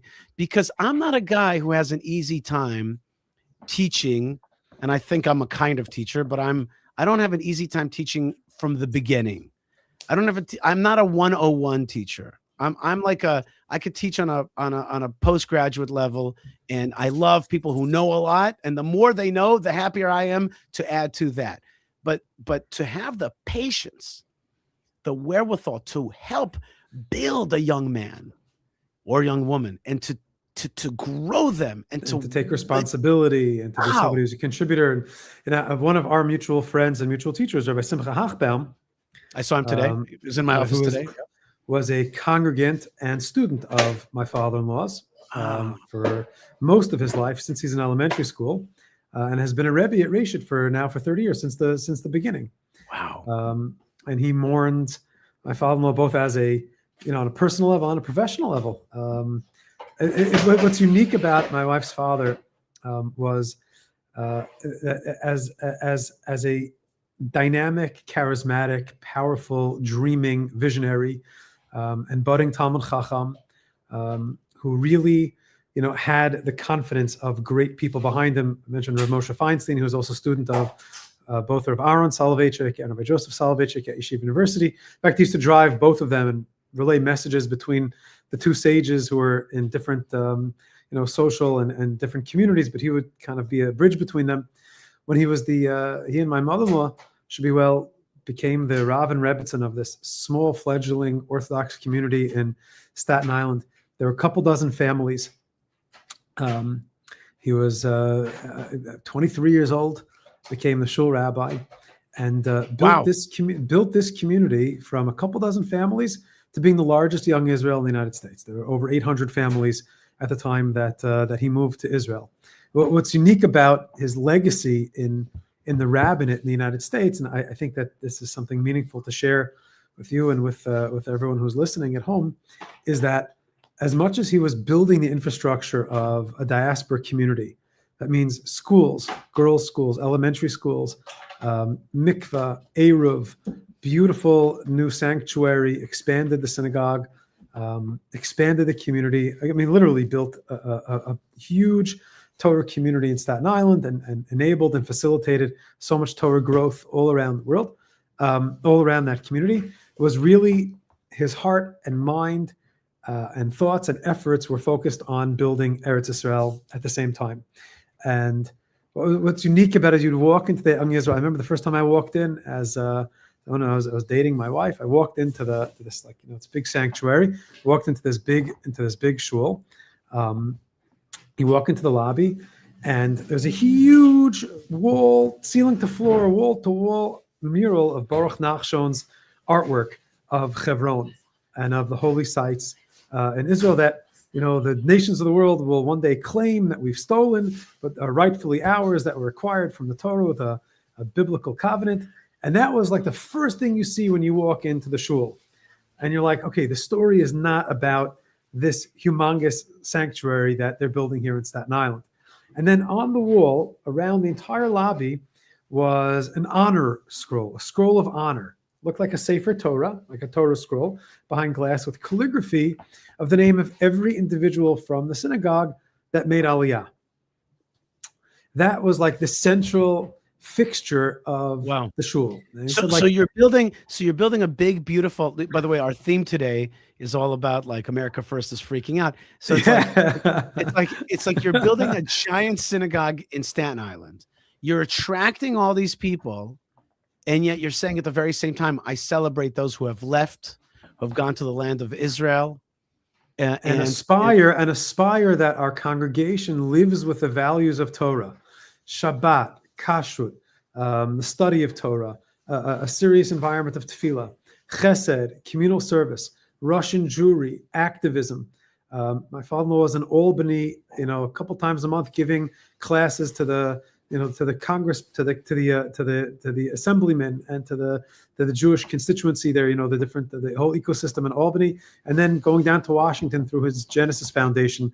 Working with senators and congressmen, all for the betterment of the world Jewish community, but also specifically in New York. And at the same time was saying, in order to do all of this, for this to have efficacy, for this to be something which is authentic, we have to be building Eretz Yisrael. We have to be thinking about how the story of the Jewish people is really playing out there across the ocean. One of the head of REITs, of the rabbinical seminary at Yeshiva University, was a dear friend and teacher of Ari Leibowitz, sent out a message after my father-in-law passed away, saying, that while Staten Island is a place where people are thinking about bridges, the bridge to Brooklyn, the bridge to Manhattan, the Verrazano are heading out. He said, people came to Staten Island to think about bridges toward Manhattan and Brooklyn. Rabbi Marcus was building bridges to the land of Israel, and dreamt of a life in Israel, and built. and built a life in Eretz Israel, not just for his family, not just for his own, professional and personal life, but was involved in just about every important and meaningful Jewish cause, building Eretz Israel in the 80s and 90s up until today. He was in the right place at the right time. And tell me a little bit about some of these organizations that he was involved in. When you threw out these names to me this morning, I was like, well, I know these guys. I'm part of this. I'm part of this. Tell me some of the names of the organization that he helped buttress, create, ran out of his office, etc. He founded something called the Genesis Foundation, and through that was busy with activism and teaching. He would educate as early as 1980. He was already going to Albany and Washington, working with senators before the major Jewish organizations like the Orthodox Union and the Agudah were there. He was there regularly, working with the young senators, the young congressmen who were passing bills, and their staff members, just to teach them about Jewish ideas and Jewish consciousness and Jewish pride and responsibility, Shabbat and Chagim. Now that was kind of advocacy in America. Okay, advocacy. Now that though opened up a lot of doors. For example, when Avital Sharansky came to the United States for the first time and slept in my wife's bed in Staten Island, in my in-laws' home on Dewhurst Street in Staten Island. My father-in-law was the first to give her the pulpit in an Orthodox synagogue to speak, from the rabbi's lectern from the pulpit, which is something which was kind of new at that time. And then took her on the train and went down to Washington and knocked on the doors of all the senators and congressmen that he knew, saying, we need a meeting with Reagan, and we need it now. Her husband's in solitary confinement, and we have to do something about it. And it was just a matter of days until Avital Sharansky was meeting with Ronald Reagan, and then the case of Natan Sharansky became a cause célèbre, and it was, elevated, so to speak, in national consciousness. When Yosef Mendelevich was released from prison, Russian prison, his first stop was with my father-in-law and a number of other Jewish leaders, Ronnie Greenwald and Marvin Schick, and some of the great leaders of, the Russian Jewry movement. His first shul was at the Young Israel of Staten Island. Because of that advocacy and that kind of very active, kind of forward-facing way of maintaining a rabbinate. The Western Wall Heritage Foundation, which the Western Wall Heritage Foundation is massive today. It's massive. Which we know today. When you go to the Kotel, to the Western Wall, or to the Temple Mount, you're welcomed by tremendous visitor center and a beautiful opportunity for tour to go beneath the surface and really get into what was here and what will be here. In 1980, there was nothing there. There was literally nothing there. And meeting Rav Avi Ner of Ateret Kohanim and Suli and a number of other young activists who are these religious Zionist activists who are startups, they connected with him and met with him. And they went to Teddy Kollek and to Menachem Begin and said, hey, we got to do something here, because people come to the Western Wall and they have no idea where they are. They don't know the context. They don't know the story. They don't know the history. They don't know from Adam through the binding of Isaac to Jacob's dream, like they just to the temple and the second temple and the future temple. They have no idea. When the head of this Western Wall Heritage Foundation, Suli, who I know as someone that is a colleague of yours, everybody recognizes as the guy with his shirt untucked standing behind Trump whenever he comes to the Kotel. Suli came to the Shiva and said, there are 13 million visitors to the Western Wall since he began the Western Wall Heritage Foundation, whose sense of identity and connection was deepened because of Rabbi Jay's involvement. He was the first one to create a foundation and an infrastructure of an organization to start bringing donors and influential, Jews from Chutz La'aretz, from England and from the United States, to help open up those tunnels, literally, physically open up those tunnels and create. My daughter will be digging underneath the Kotel this week. She's literally part of the Western Wall Heritage Foundation digs. My daughter's all into archaeology and stuff like that. This week she will be digging underneath there. So I will be releasing, by the way, top secret, I haven't told anybody, but I produced a film with Musab Hassan Yusuf and Ohad Tal, Knesset member Ohad Tal, and myself, going through those tunnels, going through underneath the Kotel tunnels. Cool. It's gonna be a cool. I mean, the guy that my wife always jokes, like, their family vacations were, my father-in-law schlepping them to go meet with Rav Aviner and then Rav Simcha Cohen Cook of Rehovot, and then going to Rav Levinger in Hebron and going to, this place to that place to meet all the people in these different settlements and budding settlements. And he kind of used his Genesis Foundation as a clearinghouse for all these different movements and projects to build Eretz Israel that didn't necessarily have the infrastructure financially in the United States, and then connected, constituents and congregants and friends and supporters with these different holy causes. So whether it be the tunnels or the reclamation of Jewish homes in Bein HaChamot and what's called the old Jewish quarter, Right. Right. And Beit Hadassah, the first plaque in Beit Hadassah is Young Israel of Staten Island. Wow. Everywhere Beit Hadassah you go in Israel. is the famous Hebron health clinic that was built in the late 1800s and then was destroyed at the 1929 riots. Jews were evicted, and we came back in the 70s, in the late 70s, to rebuild life there. And so I'll tell you just from the north, from the Midrash HaGolan down to El Artzi in the south, together with partners and friends, just everywhere there was something meaningful and holy going on that he got excited about. It was right away, the people who were in his closest network, friends, partners, Talmidim, Chevra in the Shul. It was, we're building a community, we're cultivating a place of prayer and study in Staten Island with an outward, forward-facing vision toward building Eretz Israel, because building a community in the diaspora is building on quicksand, meaning that you're building on shifting sands. And we all recognize that, and we all know that. History has proven that and continues to prove that. How did he deal with all the projects? How did he deal with dealing with all that stuff? I mean, you have to be a high energy person. Yeah. And I'm just asking as a person who's striving to be a high energy person, but gets tired. Like how did he deal with all that? I mean, no, but seriously, it's a real question. It's a real question. I just want to sharpen it. Let me sharpen it with one more point here, which is when one gets the bug, one realizes that this is one of the most pregnant and important times in Jewish history, and that we must do as much as possible, and that we are actually given the opportunity to do, and therefore everything that we do actually moves it forward. But that can make you a little bit crazy. That can make you a little overwhelmed inside. So how did he deal with such a thing? I mean, I can see that he lived like that with this is also important. This is also important. How did he find the way? It's a great question. His kids, his sons specifically, I have a brother-in-law who's a Rav in Springfield, New Jersey, who was in a similar way, building a community and building people and a real Eretz Yisrael Yid at the same time. And my brothers-in-law who, maintain and cultivate and grow Yeshivat Reshit, and also they all grew up with a sense of real responsibility, and purpose, real focus. My father-in-law was a teacher. He was a very, very wise man.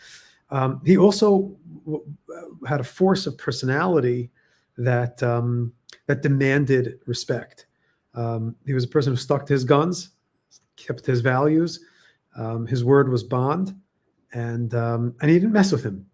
Now that comes with a price tag, meaning you're not. It's like today's 2025 self-care, self-help, Brene Brown, let's all sit around and talk about our feelings and how we're doing, and kind of it wasn't that in the 80s and 90s. He worked, he grinded, and was serious about it. He was focused, and he sacrificed. There was a tremendous amount of Mesirat Nefesh that my mother-in-law and the entire family put their shoulder under in order to build Am Yisrael, in order to build a community, to cultivate a community. We're talking about all these institutions and buildings and projects in Eretz Yisrael and all over the world. I mean, he also, and this massive, project called Yeshivat Reshit, he was also, sitting at the bedsides of people in hospitals and doing Bikur Cholim, visiting people who are sick and comforting people who are in mourning and counseling couples before they got married and hosting, people every single Shabbos who didn't have a place to be, and their kids' friends, and giving shiurim nonstop.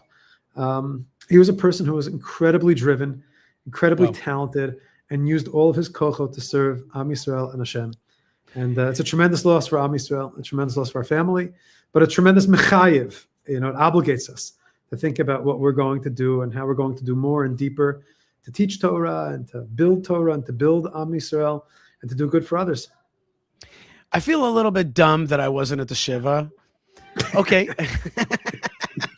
I feel a little bit dumb, but it was a great room. I'll tell you, I was there every single day. Dude, I was there 13 hours a day, standing Shiva, not sitting Shiva, I was eating rugelach and talking to people all day. Some real personality. My brother was going to put out a book. Some real personalities came through, like from Rav Usher Weiss and Rav Avram Yitzchak Cohen-Cook from Rehovot. I went into like Rav Lopiansky and Suli, and then like hundreds and hundreds and hundreds of people. Donnie Fine, who you just had on, he came by. He grew up in the neighborhood. I mean, just people who were touched in a million different ways, and it was great. It was a great room of people. It got it. No, brother, it was a great room of people. People haven't seen in a million years. People haven't seen in decades rolling through. Well, when I spoke to you today, I was like, that was dumb of me. And so I was like, at least I'll do a makeup and have you on the show. But, in true Mischel family fashion, we can't leave this program without a little bit of like making a little trouble, a little friction, So let me just ask you this. We spoke about Rabbi J. Marcus. And he really also bridged, let's just make it clear, also bridged America and Israel. Period. But that there's a sense, there can be a sense. One could have a sense that there's a shift. Okay. And that there's a shift of what America is. And I mentioned I spoke Friday night. I pinch hitted for Rabbi Shlomo Katz, which is awesome. And I mentioned that I heard from Rabbi Aryeh Abramowitz, who heard from the Chafetz Chaim that, and maybe you'll correct me, that one of the ways you got to leave a certain diaspora is when the face of Lavan changes, when the face of Laban changes. And indeed, one could say that the face of Lavan has changed in the United States. I know that you are part of an important organization in America as well, and that's why I want to put you on the spot and say, like, what's it all about? Do you think that there's a change? Do you think that Jews have to get into a different gear vis-a-vis their relationship to the United States and Israel? How do you see it? Yeah, of course. Yeah. What are you? I mean, anybody with half a brain in their head. I mean, anybody who's paying attention to anything going on. We're old enough to remember when Jesse Jackson, Yamach Shemo, ran for mayor of New York City years ago. Hymietown. Remember that? Hymietown? Sure. We were kids. People said, if Jesse Jackson wins, we're gonna move. We'll move to Israel. If who else was it? With Pat Robertson, if he were president, we're gonna move to Israel. Mamdani, we're gonna move to Israel. You don't have to move to Israel because they're afraid. You don't have to be afraid. You don't have to be afraid. You have to just be wise. You have to be somebody who, the same way a person reads the markets and pays attention to the trends, economic trends and social trends. The future of the Jewish nation is in only one place. Is in only one place. And as much as I want there to be more people sponsoring a time for music at the NJPAC in Newark on January 18th, benefiting Camp HASC, and to help us build new academic center and bunks in upstate New York, we all understand that there is not a long-term future for the Jewish people in anywhere other than Eretz Yisrael, the land that was promised to us by Hashem for the eternal settlement and covenant of Hashem's children, the nation of Israel. So if people get nervous about Mamdani, I don't know how it works real estate-wise. Maybe you should hold on to it a little bit and wait to sell. Maybe put everything in gold. I have no idea. I don't know about Bitcoin and Ethereum. I'm not sure. But what I do know is, Chevra, friends, let's just be students of history, and let's be students of the future. Let's believe in prophecy. We put on tefillin. We eat kosher food. We live Jewish life cycles. We build the Eruv, and we go to shul, and we build our communities with the mikvah, and do everything that we can to be upright in our Jewish practice. Let's not forget the main thing at the center of it all, which is where Hashem's Torah is meant to be lived, ultimately only can be lived in one place, and it's in its fullness, and that is in Eretz Yisrael. So Mamdani, not Mamdani, the Groipers, not the Groipers. I don't know, from this side and from that side, whatever. The story is us. What are we doing? Where are we going?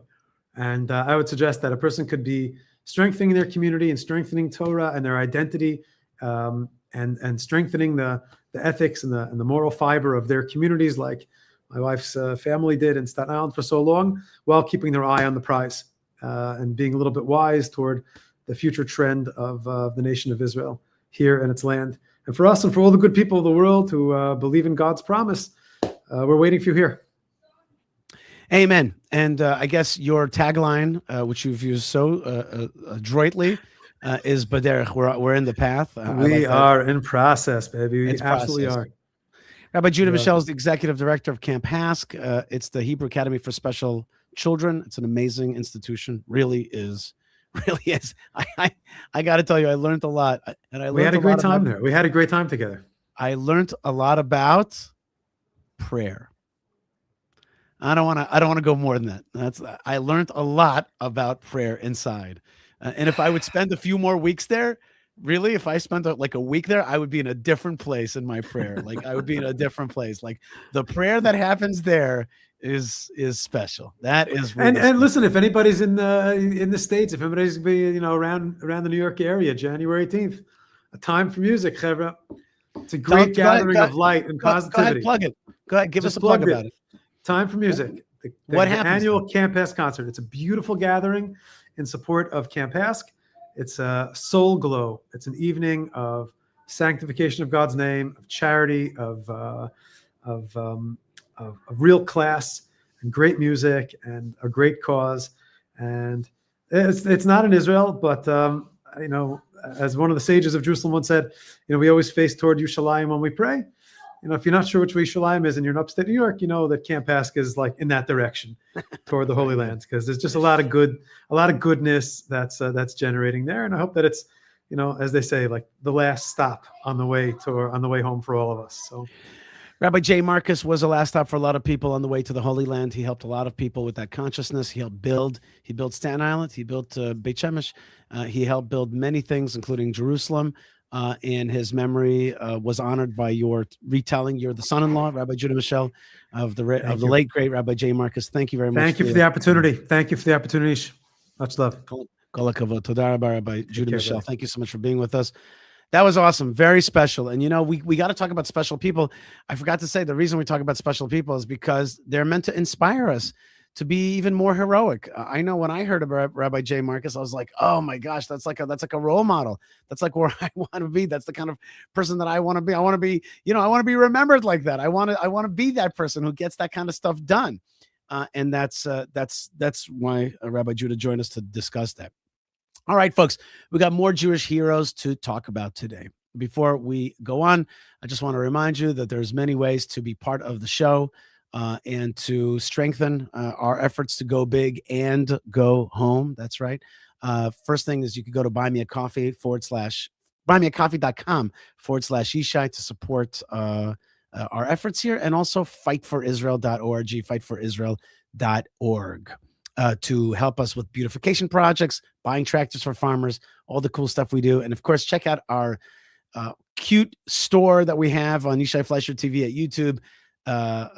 Become a member, comment, like, subscribe, and check out the cool web store. And you've done a lot, so that is really, really cool and neat. So join us and be part of it. So speaking of heroes, I've got coming up right now another guest. This is a multi-guest show today, and I have somebody who is one of my heroes, a great author, has pushed forward one of the things that I love in this world the most. We'll see what that is in a second, and also has a son who's a hero, who barely survived the war that we have fought for the last 2 years. And today in Israel is kind of Thanksgiving Day for soldiers that have been injured. And today in Israel, we honor folks who have been hurt, shot, lost a limb, and took it for the team, took it for Israel. So today, I'm very honored to be joined by Baruch Sterman, who is a doctor in physics, and has spent most of his life as an entrepreneur, technologist in Israel's high-tech sector. But he's also pursued a parallel passion, and that is researching and reviving tekhelet, the ancient biblical blue dye. And he has been the creator of Patil Tekhelet, the manufacture and sale of tekhelet strings. He's also taught my son how to tie tekhelet. I'll never forget that. And it's rediscovering a tradition, one that is really sweeping the Jewish world, which is our our four-corner garment, to have that blue dye, that special blue dye that is made from a snail organ. Amazing story. Together with his wife, he authored one of the best books I've ever read, called The Rarest Blue, the remarkable story of an ancient color lost to history and rediscovered. And now they are continuing their work in writing. But today, we're not going to talk so much about tekhelet and about Baruch Sterman, but rather about Eyal Sterman. So let's bring on Dr. Baruch Sterman. Dr. Baruch, shalom, and thank you so much for joining us. Hi, Yishai. Thank you for having me on. It's an absolute pleasure. And today, though, we're going to be talking about your son. Let's take a little picture. Let's take a look at a picture of Eyal. And there he is, holding on to a cup of water. With that was the first day he got a prosthetic. That he's in actually the factory, putting on his prosthetic for the first time. He insisted on making a cup of coffee with the prosthetic only, not even using his good hand. And basically everybody was absolutely astonished, because they had never seen anybody take to the prosthetics that quickly. But that's Eyal. Is this smile that I'm seeing, is this real, or is this a person who's, a little bit like, in shell shock? Is this the real thing? Eyal has had a smile on his face since the day he was born. He is determined. And the only other emotion that you'll find on him is grit, because he has something important that he has to accomplish. But when he is not in that mode, he's smiling. Here's a picture of him as a soldier. He had both his hands, but through in this war, he lost an arm, but he could have lost so much more. He's 23 years old. He's the youngest of 7. He's an officer in Yahalom, which is a very elite unit of combat engineering. He was on a mission searching for information to help secure the return of hostages when a fellow soldier on a tank was shot. Eyal ran into the tank to help him. That's when a sniper's bullet struck him in the left arm and destroyed his communications device. He fell backwards into the tank, hitting his head, but still managed to apply a tourniquet to his own arm and send a WhatsApp message calling for help. His arm was later amputated below the elbow. He spent 6 months in the hospital, now doing outpatient rehabilitation. And he still has to follow up with surgery, prosthetics, etc. His brothers and sisters, many of them were also called up for reserve duty. Did I get that right? Tell me a little bit about how you heard about your son's injury. Well, we heard about it actually when my wife and I were in Budapest. We were flying there to meet our fishermen to get dye for tekhelet. We didn't even get past passport control coming into Budapest, and we got a call from one of Eyal's friends saying that he'd been injured in his hand. Mm-hmm. So that was enough to put us in a tizzy, but we didn't understand exactly what that meant. So we pretty much immediately tried to get on a plane to come back. The next flight at the airport. At the airport, before we passed passport control, we were already trying to work on getting back. Wow. We eventually got on a flight the next day with El Al, because that was the only flight that was available. There was a sooner flight that evening, but that was all booked. So we were going to stay in Budapest that evening. We got to the hotel, and by the time we got to the hotel, we were already in contact with the Army. The Army put us on the phone with the surgeon, and the surgeon said the words, "We couldn't save the arm," and that was just about the most devastating sentence that I ever heard, or my wife and I ever heard in our lives. I was not prepared. My wife was a little bit more prepared. When you heard, when you hear that somebody was hurt in the arm or in the hand. So my initial reaction was, optimism. Okay, wow, it's going to be really hard for him to play piano now. But when we heard those words, it was just something that knocked us over. Wow. The Army was just wonderful. And they asked us what they could do, and we said, "Is there any way you can get us on the flight going back to Israel tonight?" And the next 10 minutes later, we got a call from the Consul General in Hungary saying that he was going to do everything he could. And within the next hour or so, we were booked on the flight going back. Wow. Everybody was amazing. The people at El Al were amazing. The people in the airport were amazing. People came over to us, and when you land in the airport in Tel Aviv, there are always those super important people who have somebody meet them right at the plane. So unfortunately, we were those people. But the wonderful the Army met you there. Someone from the Army met us there, and the girl who met us, nothing special about her that you would pick out. Complete run-of-the-mill, everyday Israeli. But she said to us, "What's his name?" So we said, Eyal Sterman. She said, No. What's his Hebrew name? So that I can bake chalot for him tomorrow. It was a Friday. She said, I want to make sure that, that I not only, daven and pray for him, but also that I can bake bread and have it in mind that it should be specially for him. And everybody along the way was like that. Besides for the terrible tragedy that we've experienced or that he's experienced, we've been exposed to the greatest people who walk the face of this planet. The staff in the hospitals, the nonprofit organizations that work, the people in the Army, the people in the defense ministry.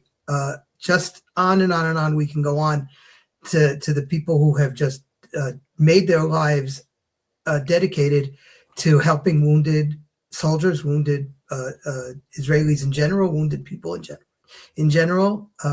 From the surgeons who fly in from America to look at these wounded soldiers and see what they can offer, to these angels who come along and give out Lego to the wounded soldiers so that they can do have some fun doing their rehabilitation. It's just amazing. Just amazing. Let's watch some videos that we have of your son. Here he is playing piano. Let's check that out.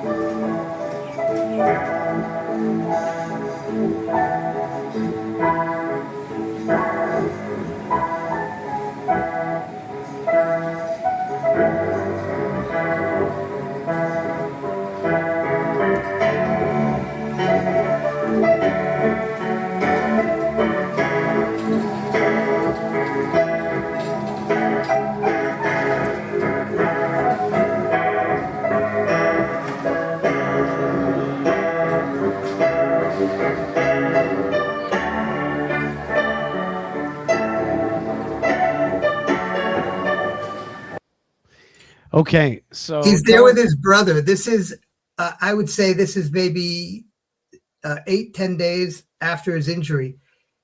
He's with his brother. That's the other guy playing? Yeah, and that was his brother trying to cheer him up and telling him that one day he would be able to play again. There's another video of him trying to play by himself. I think that's even a little crazier. Let's see that one. I think it might have been called. Let's see if it's this one. No, that's one played. Same one. Let me see. Hold on 1 second. Let me see if I got it or I didn't get it. because it was. I think it says Eyal Piano. What's that? I think it's entitled Eyal Piano. Not sure if you have it. I don't know. Yeah, maybe I don't have it. 1 second. Yeah, no, I do have it. Hold on 1 second.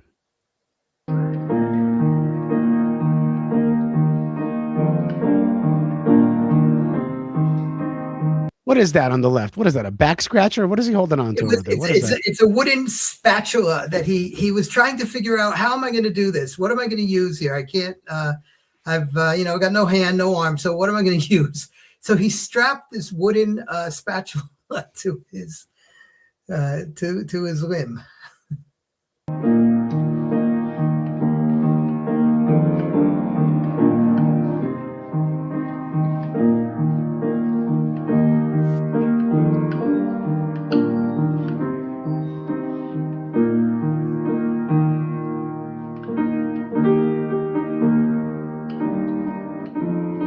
That is not easy. No, it is definitely not easy, and it's inspiring. I mean, it's darn inspiring. That's what it is. We know a little bit about his injury. We actually know quite a bit about his injury, and the reason is because the entire scene was filmed by the bad guys, by Hamas. Yeah, by Hamas. They had a sniper who was in place, and the whole thing was filmed. Everything about it. When Kafri, the tank driver, was shot, they assumed he was killed, so they made a little mark on it that they got one, and then Eyal jumped up on the tank to try to pull him off, and he was hit, and that's also something that you can see right there on the on their video.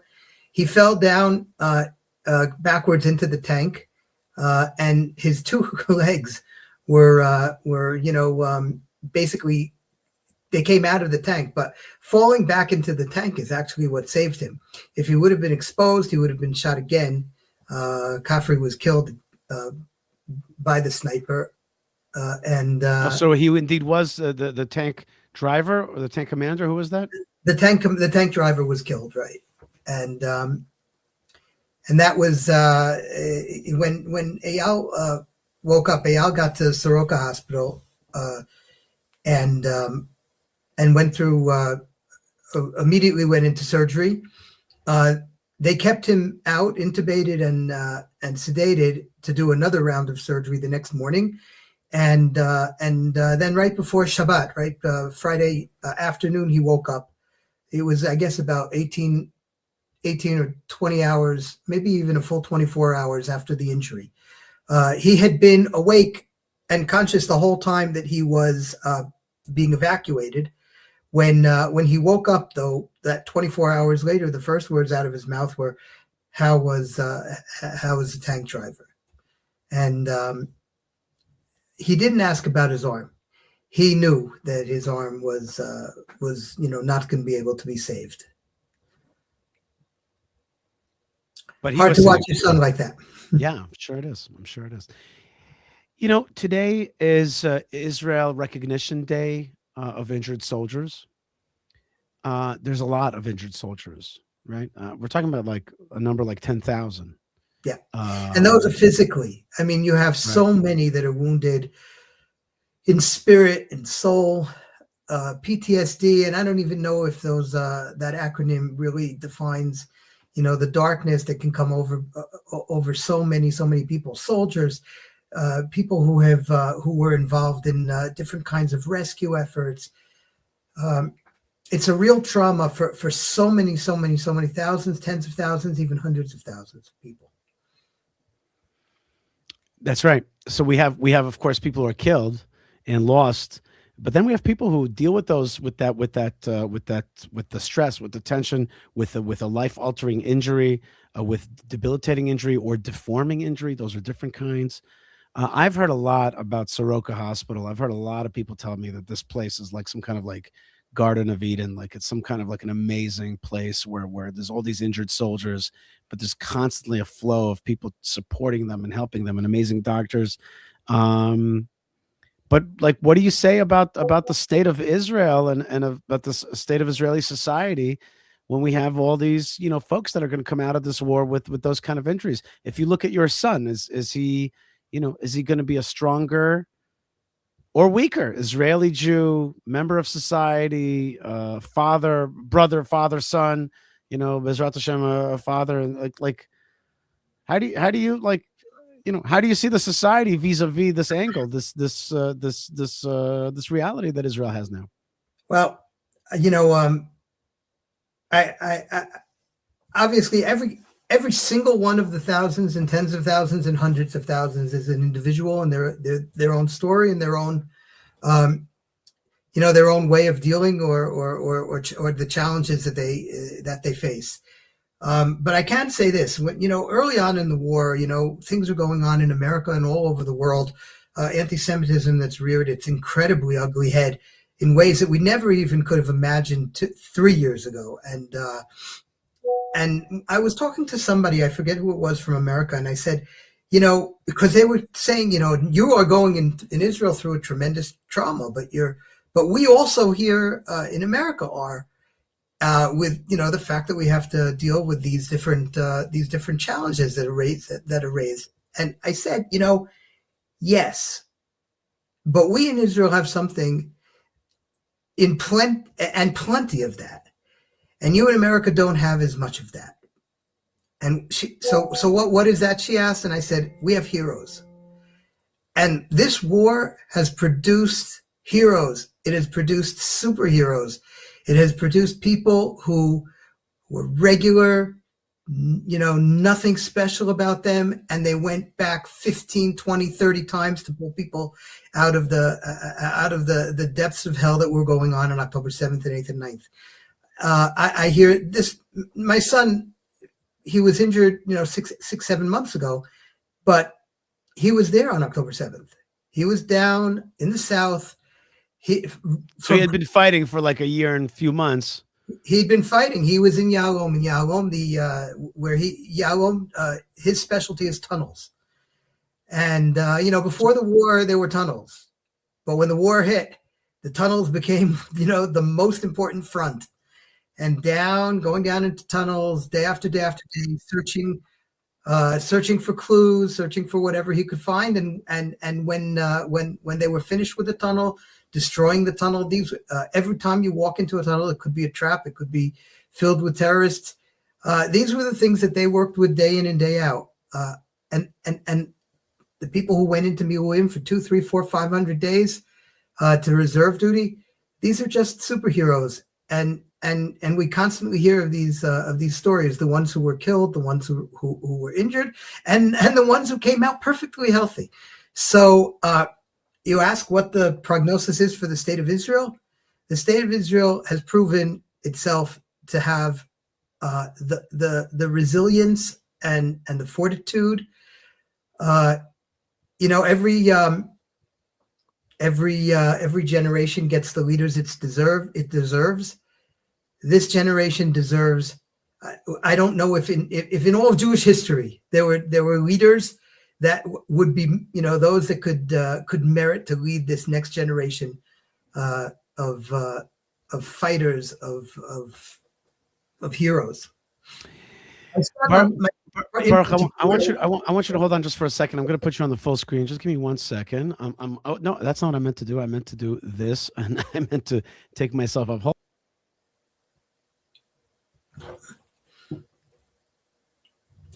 I'm here. I don't see you. I'm back. I'm back, baby.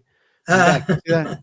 I wanted to. I don't know if my little thing is going to do the thing. Hold on, it's going to get all confused. Do you see this? This is the blue string on my talit, which just came back from the dry cleaner. You're one of the developers of this amazing return to the source, to the way things were done in biblical times and in the biblical times that we're living in today. This is tekhelet. This is the 4-string garment. It happens to be my talit, my large tzitzit, my large 4-string garment. I also have a smaller one that I'm wearing right now. And this thing is really, this came from your company, your organization. So can you help me? Can you help me make a what do we call that in television and in radio? Can you help me make a transition between what your son went through and this story? Is there a connection between these two things? Did this impact one or the other somehow? I'm sure that there's a connection. The only thing I can think in my head right now is that the days of Hanukkah are coming up in just a few moments. We're going to be lighting the candle. I think it was pointed out by one of the great sages that the candle has a white halo around a blue inner flame. And he made the connection between the white of the talit and the tzitzit strings and the tekhelet of the tzitzit strings. The white, he said, represents the coating, the outer garment, right? But really what's important is not the clothes. It's the essence of what's in a person, in their heart and in their soul. And so he said that the tekhelet represents the soul, and the white represents the covering. We see most of the time the white, we experience and we act, kind of in the ways that we do, but we often forget that those are really superficial. What really matters is a person's core, what they are true to inside, and ultimately, I think that we've seen that with this generation of fighters and of people, not just fighters. I keep using that word. It's just people who are willing to sacrifice. And there's many ways that they that this generation stepped up to the plate. Right. All of the things that we thought 3, 4, 5 years ago that was superficially, they're on their phones. They are the TikTok generation, superficial. They've never read a book in their lives. That was all just an outer sheen. It meant nothing, because when it came down to it, you look into their essence and their soul. These are people that are devoted to their people. They're devoted to their friends, to their comrades, to their nation. They're devoted to going in and saving and helping. And it doesn't matter that people came from around the world. They were in Nepal and Vietnam on their post-army trips, and they flew back home to fight. Planes coming back, because everything superficial falls away when there's an existential threat, and that's when you decide, what is my essence? Is my essence to help, to be part of the solution, to try and do what I can, or not? And I think maybe that's a little bit of a connection between tekhelet, Hanukkah, and our lovely, wonderful boys. I just want to say, and I just want to say that I'll truncate it for you into one word, which is there is a simple connection between Hanukkah and tekhelet and the soldiers. It's a simple word. It's redemptive. It's Geulah. It's part of Geulah. This is part of the Geulah process. These heroes, they are holding on to Geulah, but they are a generation of Geulah, as of redemption, as you just said. And tekhelet is to me a very clear, an overt symbol of the redemptive period that we're living in, the reborn biblical period that we're living in. So these guys are biblical heroes. Biblical times. There's no way to explain what's going on if some of the stories that you hear about October 7th and afterwards. They are stories that are as inspiring and even more sometimes than the stories in the Bible and the heroes and heroines in the Bible.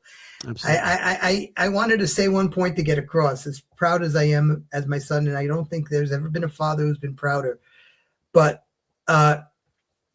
every father can't imagine being prouder than his son being a hero, but no father wants their son to be a hero.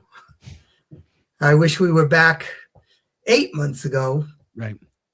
When he was just, he was still a Katzin in the army, an officer in the army. That's something. But looking forward to finishing out his army and just being a normal 23-year-old with nothing in the world to care about except stupid things.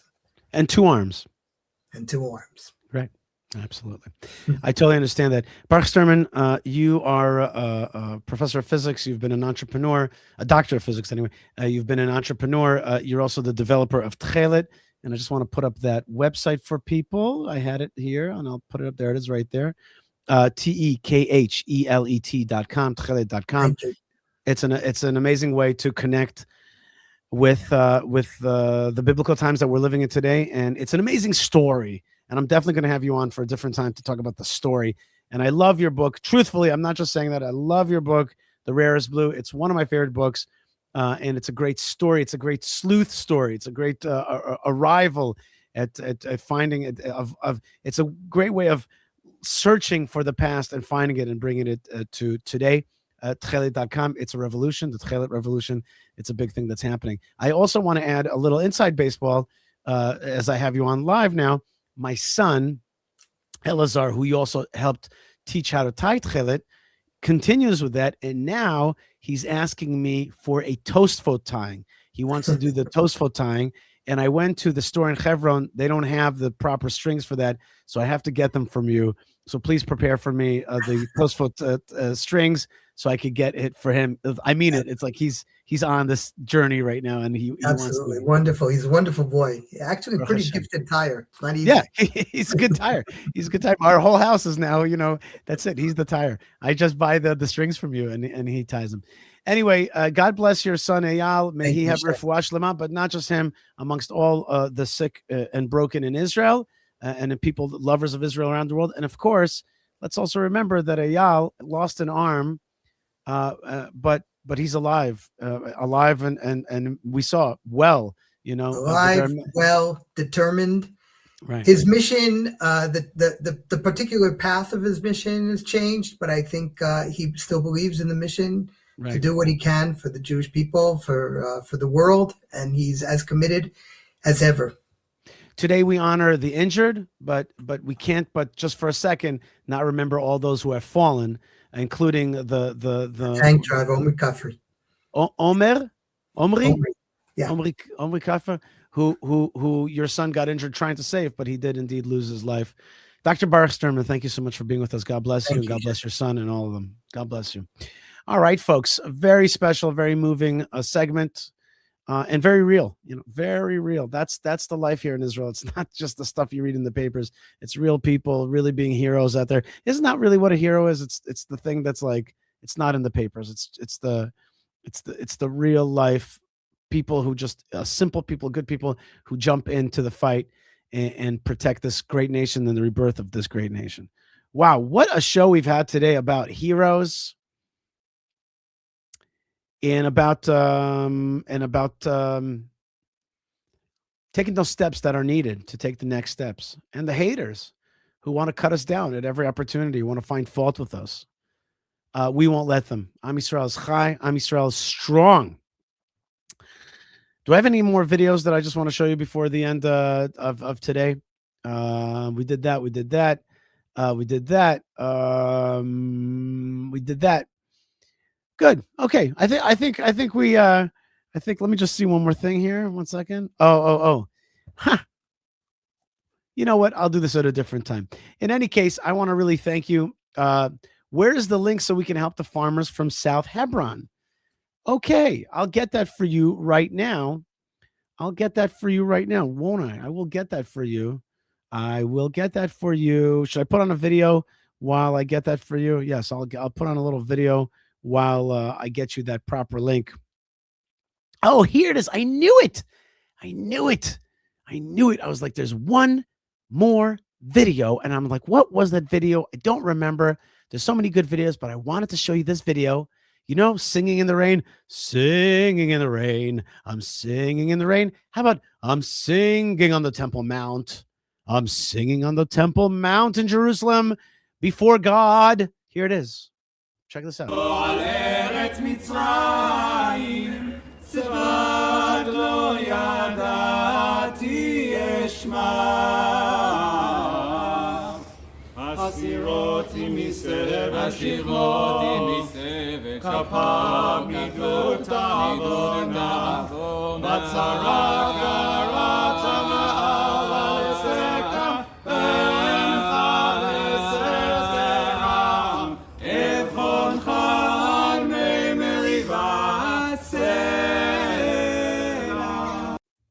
Oh my God.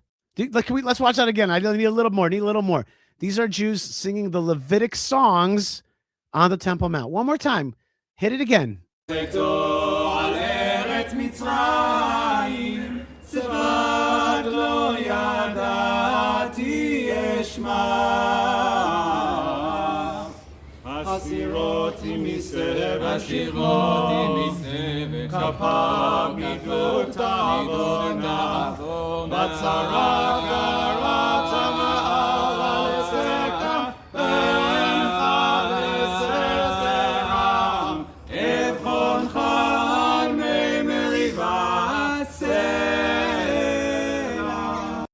Awesome.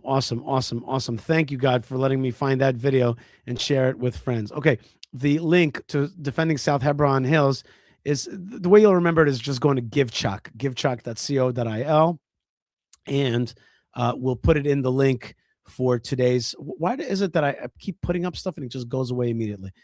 Defending South Hebron Hills, you could see it at givechak.co.il, givechak.co.il, and I will show it to you also what it looks like on the screen. So let me just share the screen for a second. And it's called We Do Not Abandon Our Heroes. And you could see it here. So you could go to GiveChalk and you'll see the campaign. And by the way, so it's Ancient Susya Farm. You can look it up, GiveChalk, Ancient Susya Farm, and we'll put up, of course, that link on the description link of the live stream. All right, folks. I want to thank you so much. I want to thank Yo, who was with us. I have to announce the winners, you say. You can come on and announce the winners. How am I supposed to do that? I don't even know. This is the first time we're doing this. Yes, ma'am. Okay, so we have 2 winners, plus I want to give my own personal Hanukkah gift to Fizzy Lizzie. Okay. The 2 randomly drawn winners are at Ellie Ben Hamu 397. You can't. Can you put up? They have to hang on.